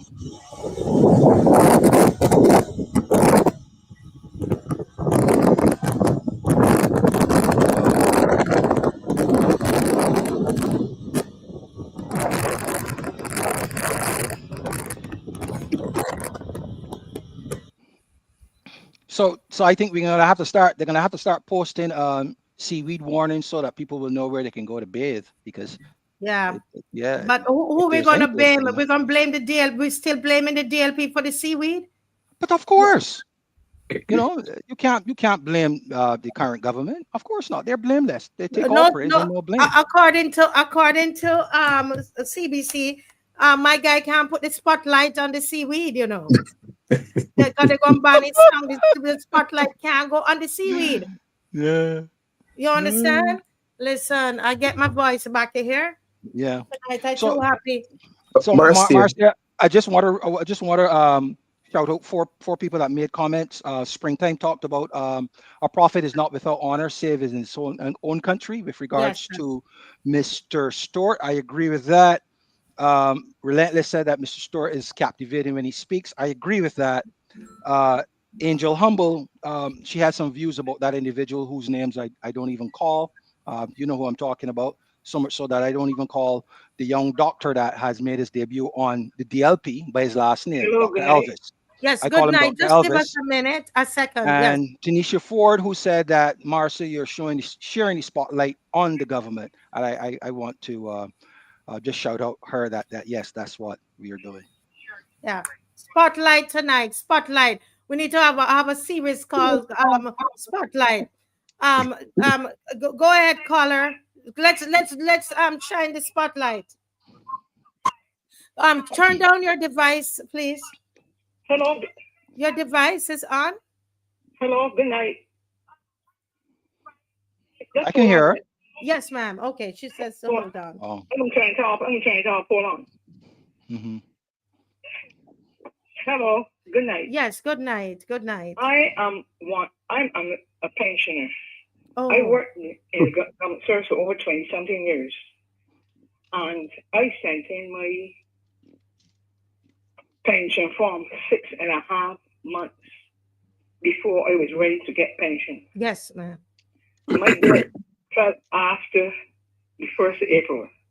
I went to NIS and I was told that the first batch will run on the 7th of April, and my birthday fall after date, and I will not get any pension. That's the first thing they told me. All right, ma'am? I didn't hear anything. I went back again, second time. When I went, I told them that I have a serious problem. I have bills I have to pay on time, and that I need my money. Before you leave, they want to have an answer. The man asked me inside NS if I think I'm the only person that is getting pension. I was totally shocked because I worked there 10 years before I was transferred there to another department. All right, somebody called me, said they'll call me back. Then they called me back, and I asked them, what is the situation? They said they forgot to tell me that that they were told not to pay pensions. That's what they told me. So they give me a runaround. They know that they can't do anything in the system, and they give me a runaround, up, down, and about around. What the next step we should take? Caller, are you ambulatory? Are you Hello? able to walk? Are you ambulatory? Are you able to walk? And Yes, I am. all right. No, I just, and I'm not telling you what to do, but I just recall a lady named Janice Harris back in 2019. She staged a solo demonstration in front of the House of Parliament after her government pension was drastically reduced. She was still getting the pension, but it was reduced. And she saw it fit not to ask anybody anything, but to go and demonstrate. You ain't getting paid. You ain't getting paid. I think you have a good case to go and let your voice be heard and be seen. Is that something you're willing to do? You see who she is? You see who she is? What? Pardon? Hello? Yeah, a Barbadian lady named Janice Harris. She was a maid, retired and had a pension, and it got reduced back in 2019. You don't remember her? And she walked up and down Broad Street in front Parliament with a card. Yes. And she got redress. I don't know if, she got redress. You know, it was embarrassing to the government that they had to take her on. Yeah, right? yeah. So what I'm recommending, if you're up to it, that you must make your voice be known. I mean, you may not be a vociferous, you may not be a Janice Harris in terms of, you may still have some fear. You might be a quiet, introverted type of person, but you got to talk to somebody in government and let them know that this is happening. You agree? Are you doing? Caller, are you there? Can you hear? I'm still there. Yes. Oh, did you hear Mr. Hines? He said I could speak to someone named Janice Harris. No, okay. I talked to you after. I don't think she's hearing very clearly. Okay. I'm not hearing clearly. Okay, let's hear Mrs. Strickland. I'll keep her number and have a talk with her. Go ahead, Mrs. Strickland, and I'll also pass the number to you. Marcia. Can you hear Mrs. Strickland? Yes. Go ahead, yes, please. Yeah. Okay. This lady, I don't think ever tuned in to the Marcia Week show before. She called me this morning. Okay. This very lady called me this morning, and I told her, because she was the person I was speaking about earlier. She called me this morning, and I asked her to come on the show, and I'm glad that she got the opportunity to come on the show and speak for herself so that you heard the emotions about it. I remember distinctly what Mr. Adrian just said. When Janice, even though, because in 2010, the Democratic Labour Party reduced persons who were getting an invalidity pension and a national insurance pension who entered the service after the 1st of September 1975 to one pension, which was correct. When she demonstrated, the Prime Minister forced the Treasury to reinstate her her pension from the Treasury. And to this day, as I speak, those persons and they were coming after the first time in 1975, are receiving 2 pensions, while other individuals are only receiving 1. So the Prime Minister forced the Treasury to pay those individuals, but as soon as they reach 67, the one for the Treasury is going to drop. So I'm glad that Adrian remembers. The Citizens have short memories, not all of us. Not all of us. And I knew Janice personally. You want to say I'm saying? Because she was one of those persons who would be up and down Swan Street preaching and so forth too. That's the type of personality that Janice, is. You want to say I'm saying? And I'm saying that there are those who will come on this show and they will speak very beautifully. They will tune in. But when the rubber needs to meet the road, many of them will not come out. Sad. They will not come out. For various reasons. Well, we need to commend this. Let's commend this caller that she. Yeah, this is a first start, and this is we a need to good encourage start, her. caller, and what you're doing, and what we're going to do, we're going to cut out this piece and send it around. Okay. Yeah. And I want to do that. And trust me, and we're going to march on this. We're going to do a march on it because if there's no response, we're going to hit the streets. Caller. Have her reach out to Janice because Janice attributes her action to divine. Yes, could you repeat, ma'am? I said if want to hit the streets, I get it too. Yes. Because this is not fair. Work. He would tell you. He knows me personally. I work off my butt at NIS, and this is not good. It's not good. Yeah, too many people have that. It's just so disrespectful. The people that build this country, build this country, got to be begging. Hold a minute, Adrian. She's telling us her situation. Go ahead, ma'am. I'm telling straight, ma'am. I have a grass that has a problem. I have to help out with certain things along with my daughter to assist. I'm dependent on my money to pay certain things. I can't see my money. It isn't good enough. Yeah. Yes. Because I told somebody I'm not leaving NAS till I get response. Anybody put me there to sit down. I actually cry in the office, sit down with there though. I actually cried up there. I can't believe this happening. I can't believe it. Okay, we I hear can't believe that they're doing this to people. Yes, we hear you, and we're going to. Mr. Strickland is going to keep in touch with you, and let him keep in touch with me. Yes. I call him on a number, and if he wants my cell phone number, I could give him it too. Yes. I can give him. Yes. We're going to make a big thing about this. Okay. Yes, I want to go. Somebody got to do something. Yes, ma'am. Thank you for calling tonight. This is the yes, first. Thanks very much too for hearing me. Yes. Thank you. Really. Bye-bye. Yeah. Wow. So Janice Harris attributes her action to divine inspiration, describing herself as a prophetess led by the Holy Spirit to speak out for the vulnerable in Barbados. So I would say if she's up to it, because I know she's an elderly lady, that if she's up to it, we should reach out to her and see if she's willing to lend her support in whatever way she can to these individuals as well.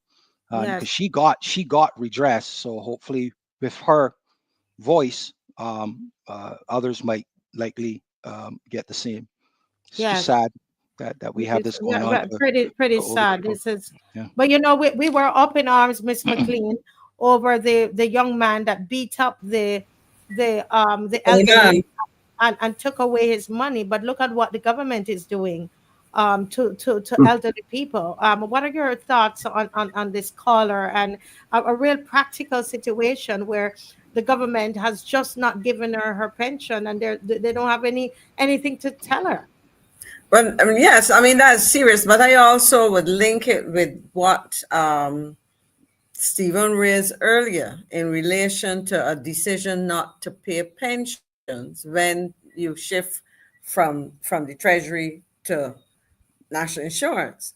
Yeah. Most pensioners in the public service are living pension check to pension check. So what are people supposed to do?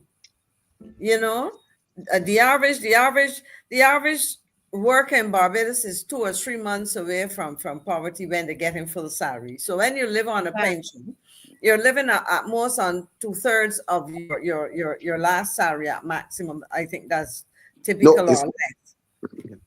Yeah, Or I less. have a call. I have a caller. Finish your thought, Miss McCLEAN. You know, so my point is, how can you be so callous if you have introduced a measure and you did not sit down to discuss with the department how you will operationalize it?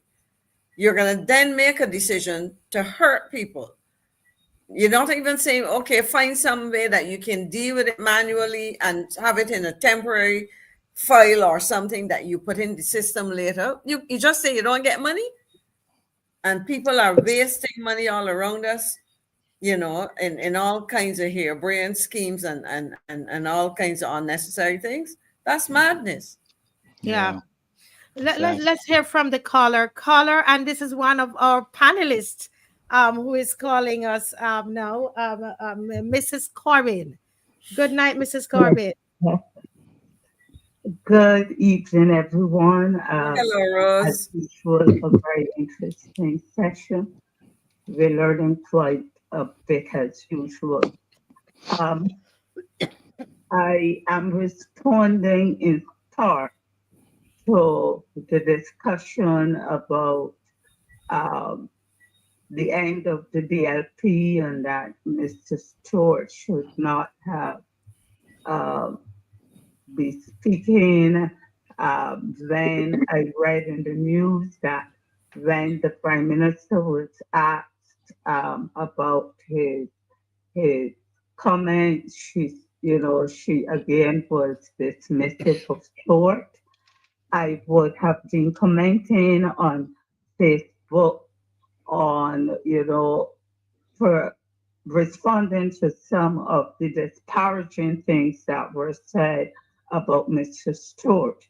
I'm not necessarily speaking about Mr. Stuart, but I'm speaking about this case to just see the DLP or any form of opposition silenced or buried, because that's what the intent seems to be. While on the other hand, if I had heard correctly, and I did, when listening to the meeting at Folkestone, that party they had, the last lap party. Yes.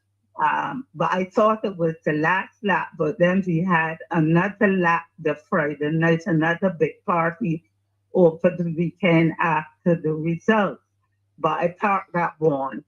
And I heard Senator, Ambassador, all the titles that Madam Liz Thompson had.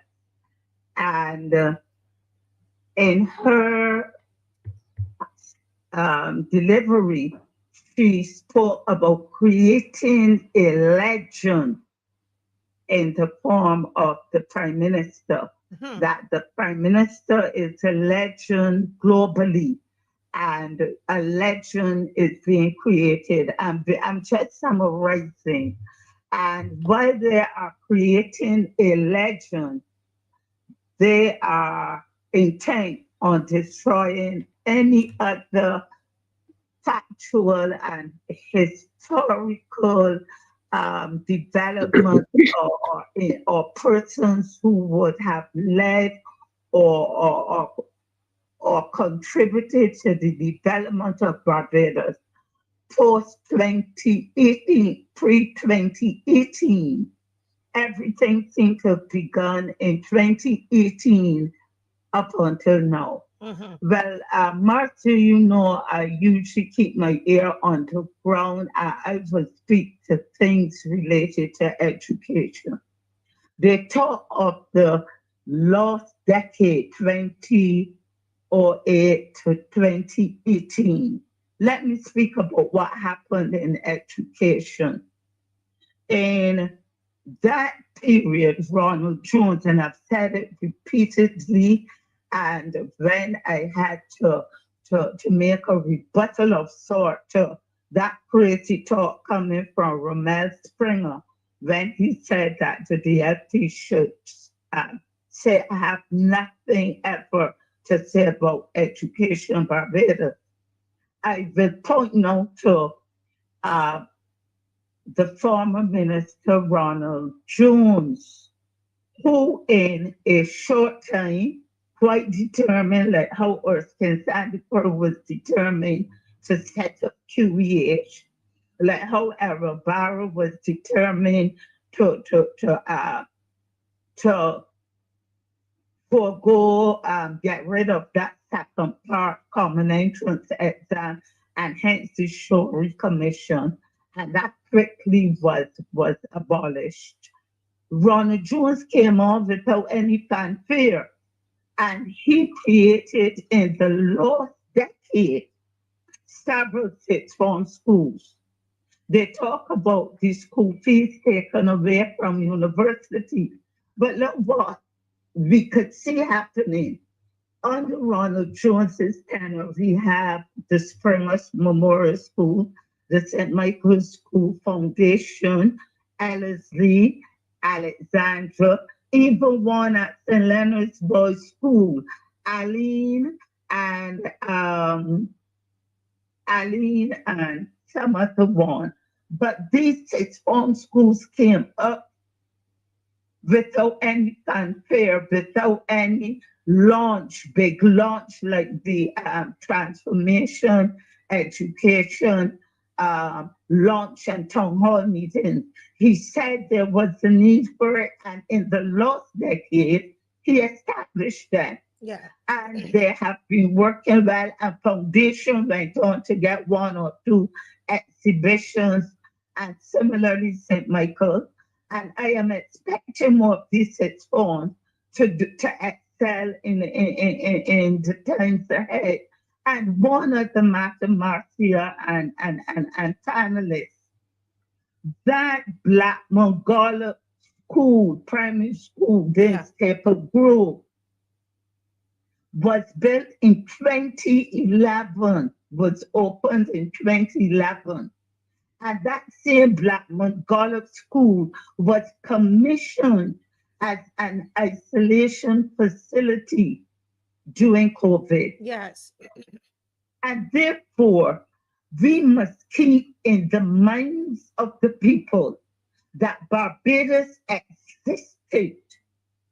Things were done before we had the pundits and the commentators who are all biased, before we had the analysts who are no longer scholarly, in my opinion.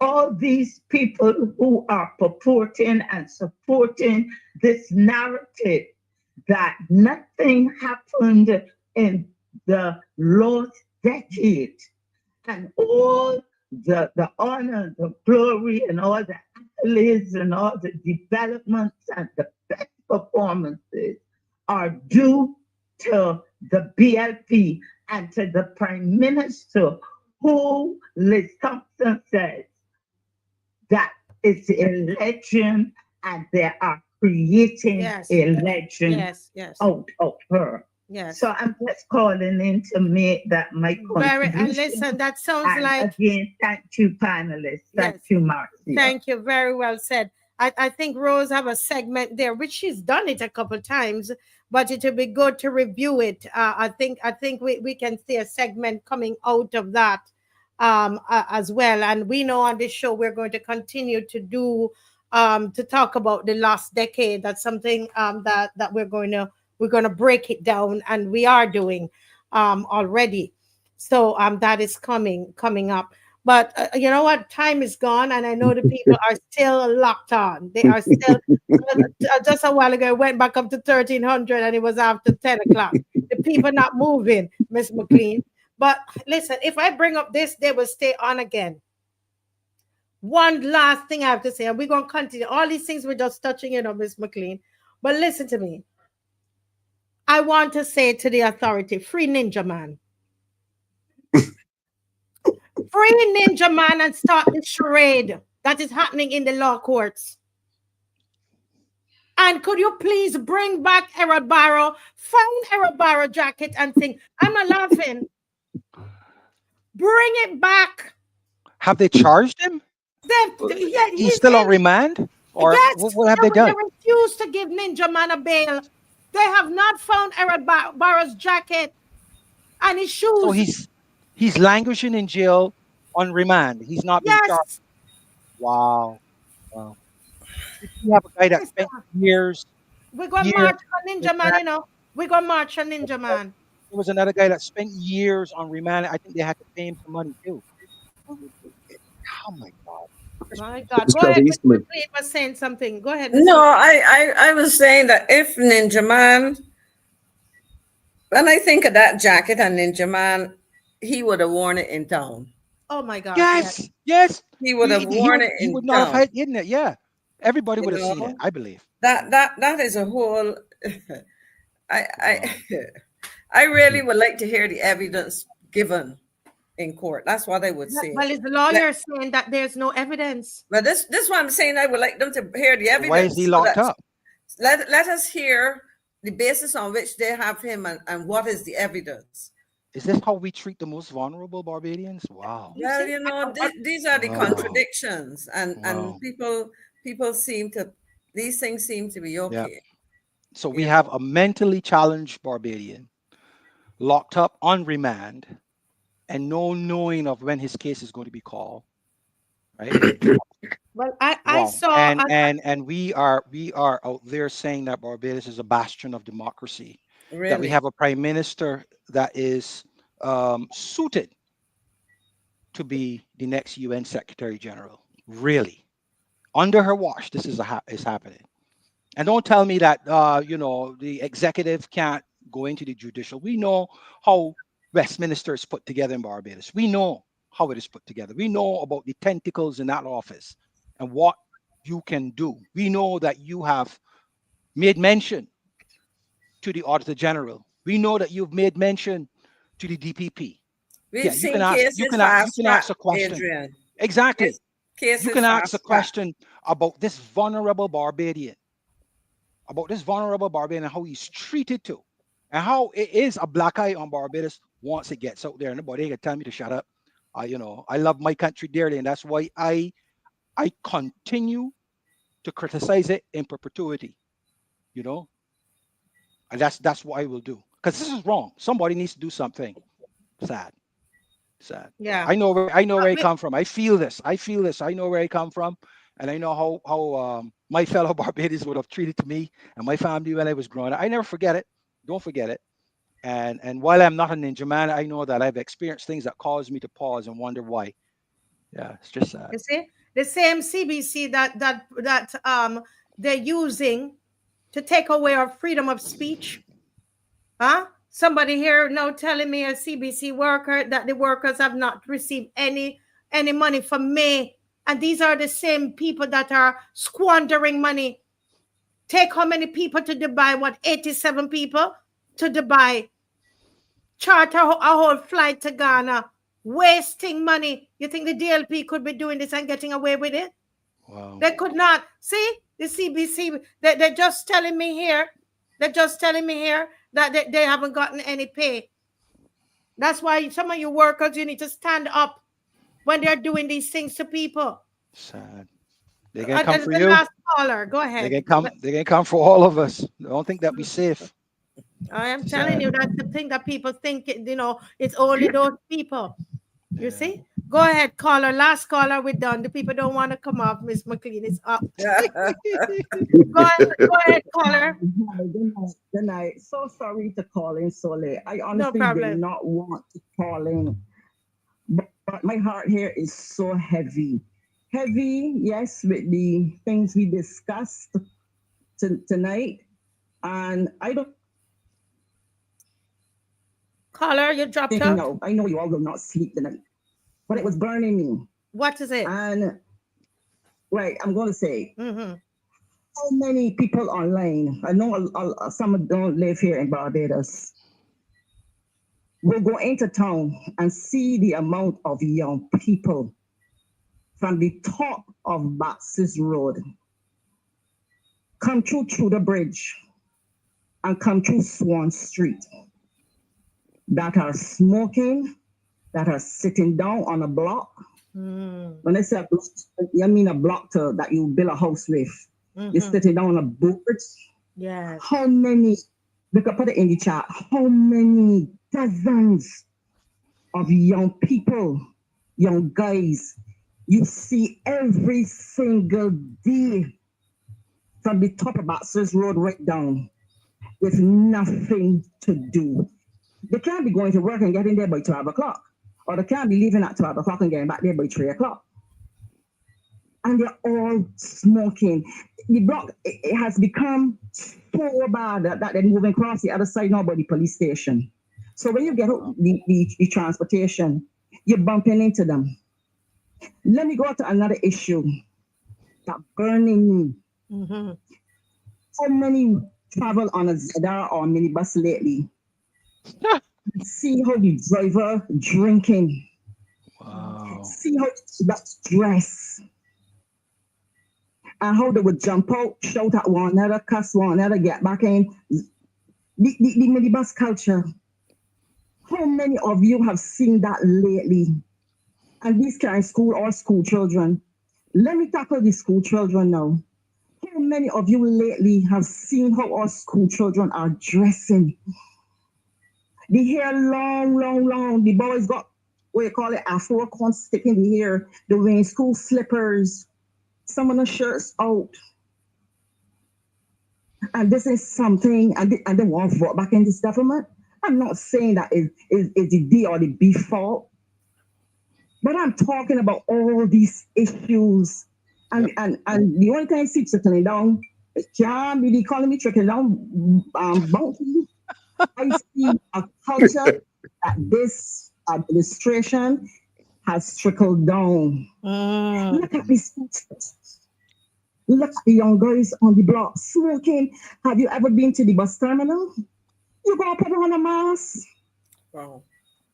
When you touch the bus terminal, every single worker, well, not the transport board per se, but the other section is at our section. Every one of them got a cigarette up in the mouth. I'm standing up by a window where you're sitting down.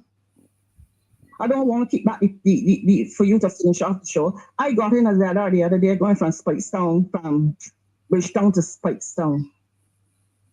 And this guy got in Black Rock. The guy got in with, I don't know with a scarlet, with the cigarette thing in his mouth. Sitting down in the van, right next to passengers doing that. That was the first time I ever seen that. So you could imagine that it can become a culture soon from now. And if you want to say something, it started to hurt my head. But if you want to say something, you know, it can be a lot of sweet words coming out. And this is the culture that is taking over Barbados. And people can sit down here and tell me in a matter of B or D. It's a matter of voting and being right. Especially I got a burning that Christians sitting down and saying, well, I just pray. So I pray at night. Jesus was the biggest politician, don't tell me. Jesus went up there and feed the poor, talk to the people. He was the biggest representative for the people. I ain't hear Jesus saying he's praying. Yes, he prayed in between, but he went up there and did it. Yes. He went up and did something. So the prostitutes came to him. Everybody came to him for what? Deliverance. And he had to do action. He talked to them, he educated them, and then he did what he had to do. Yes. He has argued and talked to God about it. We got to do something, people. We got to do something. By the way, they St. James North. I know. And listen, can I tell this is a lady, Adrian, and I'm gonna owe it to you, sir. This lady had not voted Miss McCLEAN in 20 years. Wow. And she was watching the show and she wrote me and she said, I said, are you going? I said, are you going to vote? She said, no, and since I didn't go to vote since David Thompson, I said, no, man, you need to go out. And she actually went out and voted. Yeah. And I want to say kudos to Adrian, because you were on that night. And she's the one, and you hear her coming on being an evangelist, telling people, Christians get up and do something. But Adrian, you were saying something to her. Adrian, you were. Yeah. So you see, this is how things are connected, right? The block filled with young men, right? How'd I get so? Go and Google it. Adrian Medic Ford or whatever his name wrote an article in the Nation talking about 70% annual unemployment among school leavers. Where are those people going? Annually, every year, 70% of school leavers can't find a what? True. That happening every year, so it compounded. Where these people are, that lady just told you. I know. The block getting bigger and bigger. Now, why is that? Why is that? We live in a deliberately captive market where there's this belief that only those at the top shall make money, and that when they are good, the rest will trickle down to us. That is what Stuart was against when he talked about the remnants of the planter class.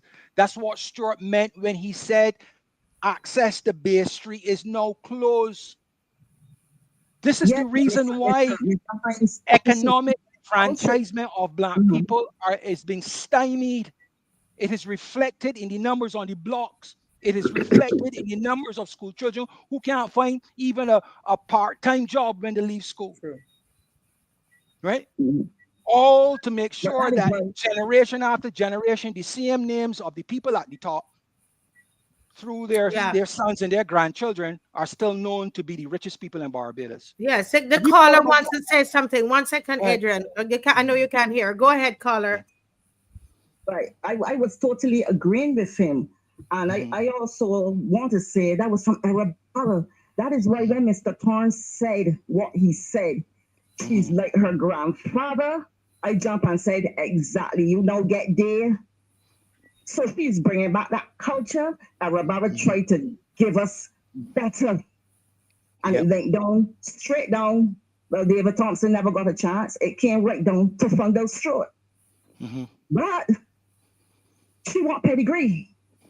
So pedigree matters to them. Yeah. And that is why when Mr. Torrance said he can lick that back out, she's not bringing us to this point again. We got to stand up. People, please understand, all the talk is good. I was there. I sit back for 20 years. But stop the talk. Stop the talk.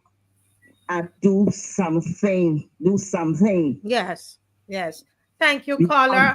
And caller, I'm going to call you, and we need to look at this on Friday. I think that we need to get into this on Friday. Thank you so much, caller. Yeah. Well, we will close all calls. Don't call. I know the people, it's still in the 1200s. They don't want to come off. Usually by now it starts to drop. They don't want to leave. But we have to close and give ourselves a rest, and we're going to be back on by God's grace. And my voice has come back. Praise the Lord. And we'll be ready to go again on Friday. All right. Miss, I want you to say to give a final word. We might start up a new conversation. Marcia, I just want to say something very quickly. Miss Corbin, when she spoke about what Liz Thompson said, in the Bible, there was an individual who looked and said, isn't this great Babylon that I have built? And the Bible tells us that while he was speaking, he was carried out, and he ate like an animal, grass like an animal. The Prime Minister of Barbados is coming to the point where she not only believes, but she is being made to believe that she is becoming maybe a god. And I would want to advise those that are close to her to help her, because she's going to need help, to step back. Because God says, I will not share my glory with anyone. And that's the Reverend Strickland speaking, not the National Insurance Strickland speaking. It's a serious matter. And I would hope and pray for her sake that she will step back, and that those that are close to her will help her to step back. Because if she doesn't, none of us that prayer, God will listen to. He will act to defend it, because he says, if you cause one of these little ones to stumble, like those that go to the schools, it were better than a millstone were hanged about your neck. So it's a serious message I would want to send. And this, because I think she needs to hear this somehow. And therefore, if she doesn't hear it, I'm saying she will feel it. Yes, correct. And Adrian, I'll go with Miss McCLEAN and spotting the light on you. It's your turn. No, I just want to say that these are issues, several issues were touched on tonight, and we have to continue to look at them. Barbadians are being impacted, and we have to address them if we are to reverse. And I have a particular concern, as you know, about our boys and our young men. Yes. And we can focus on that. The caller, she mentioned what's happening with our young people, and I know in particular the what I call the delinquency that seems to be increasing among our boys and young men. Yes, very well said. Thank you. And Miss Adrian, the man that bring the fire tonight on here, I have me almost jumping out of my seat. I will use my time to just shout out to Abe Mill, who made a reference linking the election politics in Guyana to Barbados. I see that too. I would also say to Dominica, it seems like all the red shirt political parties in the Caribbean have a common type of governance style, and they borrow from each other. In St. Vincent, I see Gonzales with a bell. I see people at the BLP meetings with bells now. So it seems like, it's a red shirt thing throughout the Caribbean. And I also want to shout out Vihoy, and I agree with her that Rose's comments need to be curated and put out there as part of the response the Democratic Labour Party from Del Stewart and his team needs to take on every time people surface with this this nonsense about a lost decade and all that foolishness. These are all good talking points that they can recite every time it come up, because they need to respond to it so that it gets into people's head that these are lies coming from the Barbados Labour Party.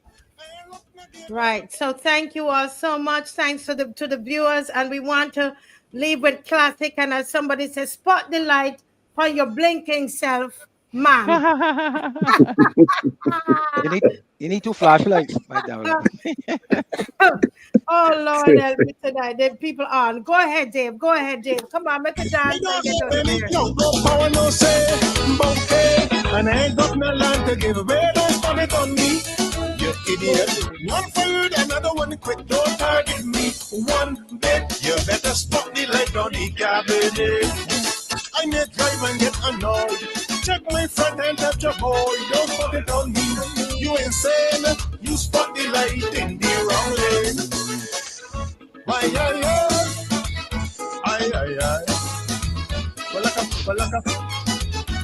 Get ready for the Spot the Light marches. The Spot the Light march is coming up. I give you value ever inside. Time for people send me that name tonight. Spot the Light marches. You have roaches running now. Places you will never need illumination. Wicked business at the high places. Time for you to make wrong things right. Corruption is hiding dark spaces. In Barbados, let there be light. Spot the light on the police, you can choose.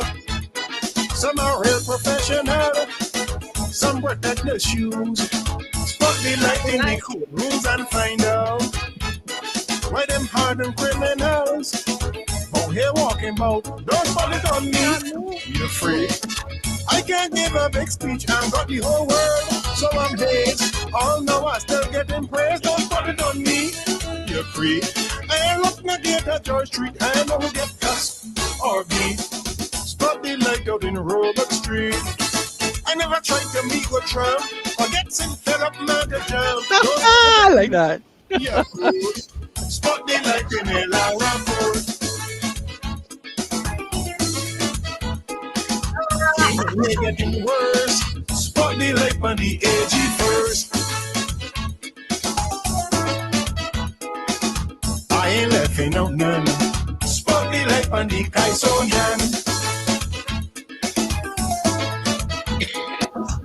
Merle might agree. Spot the light for my friend Gabby.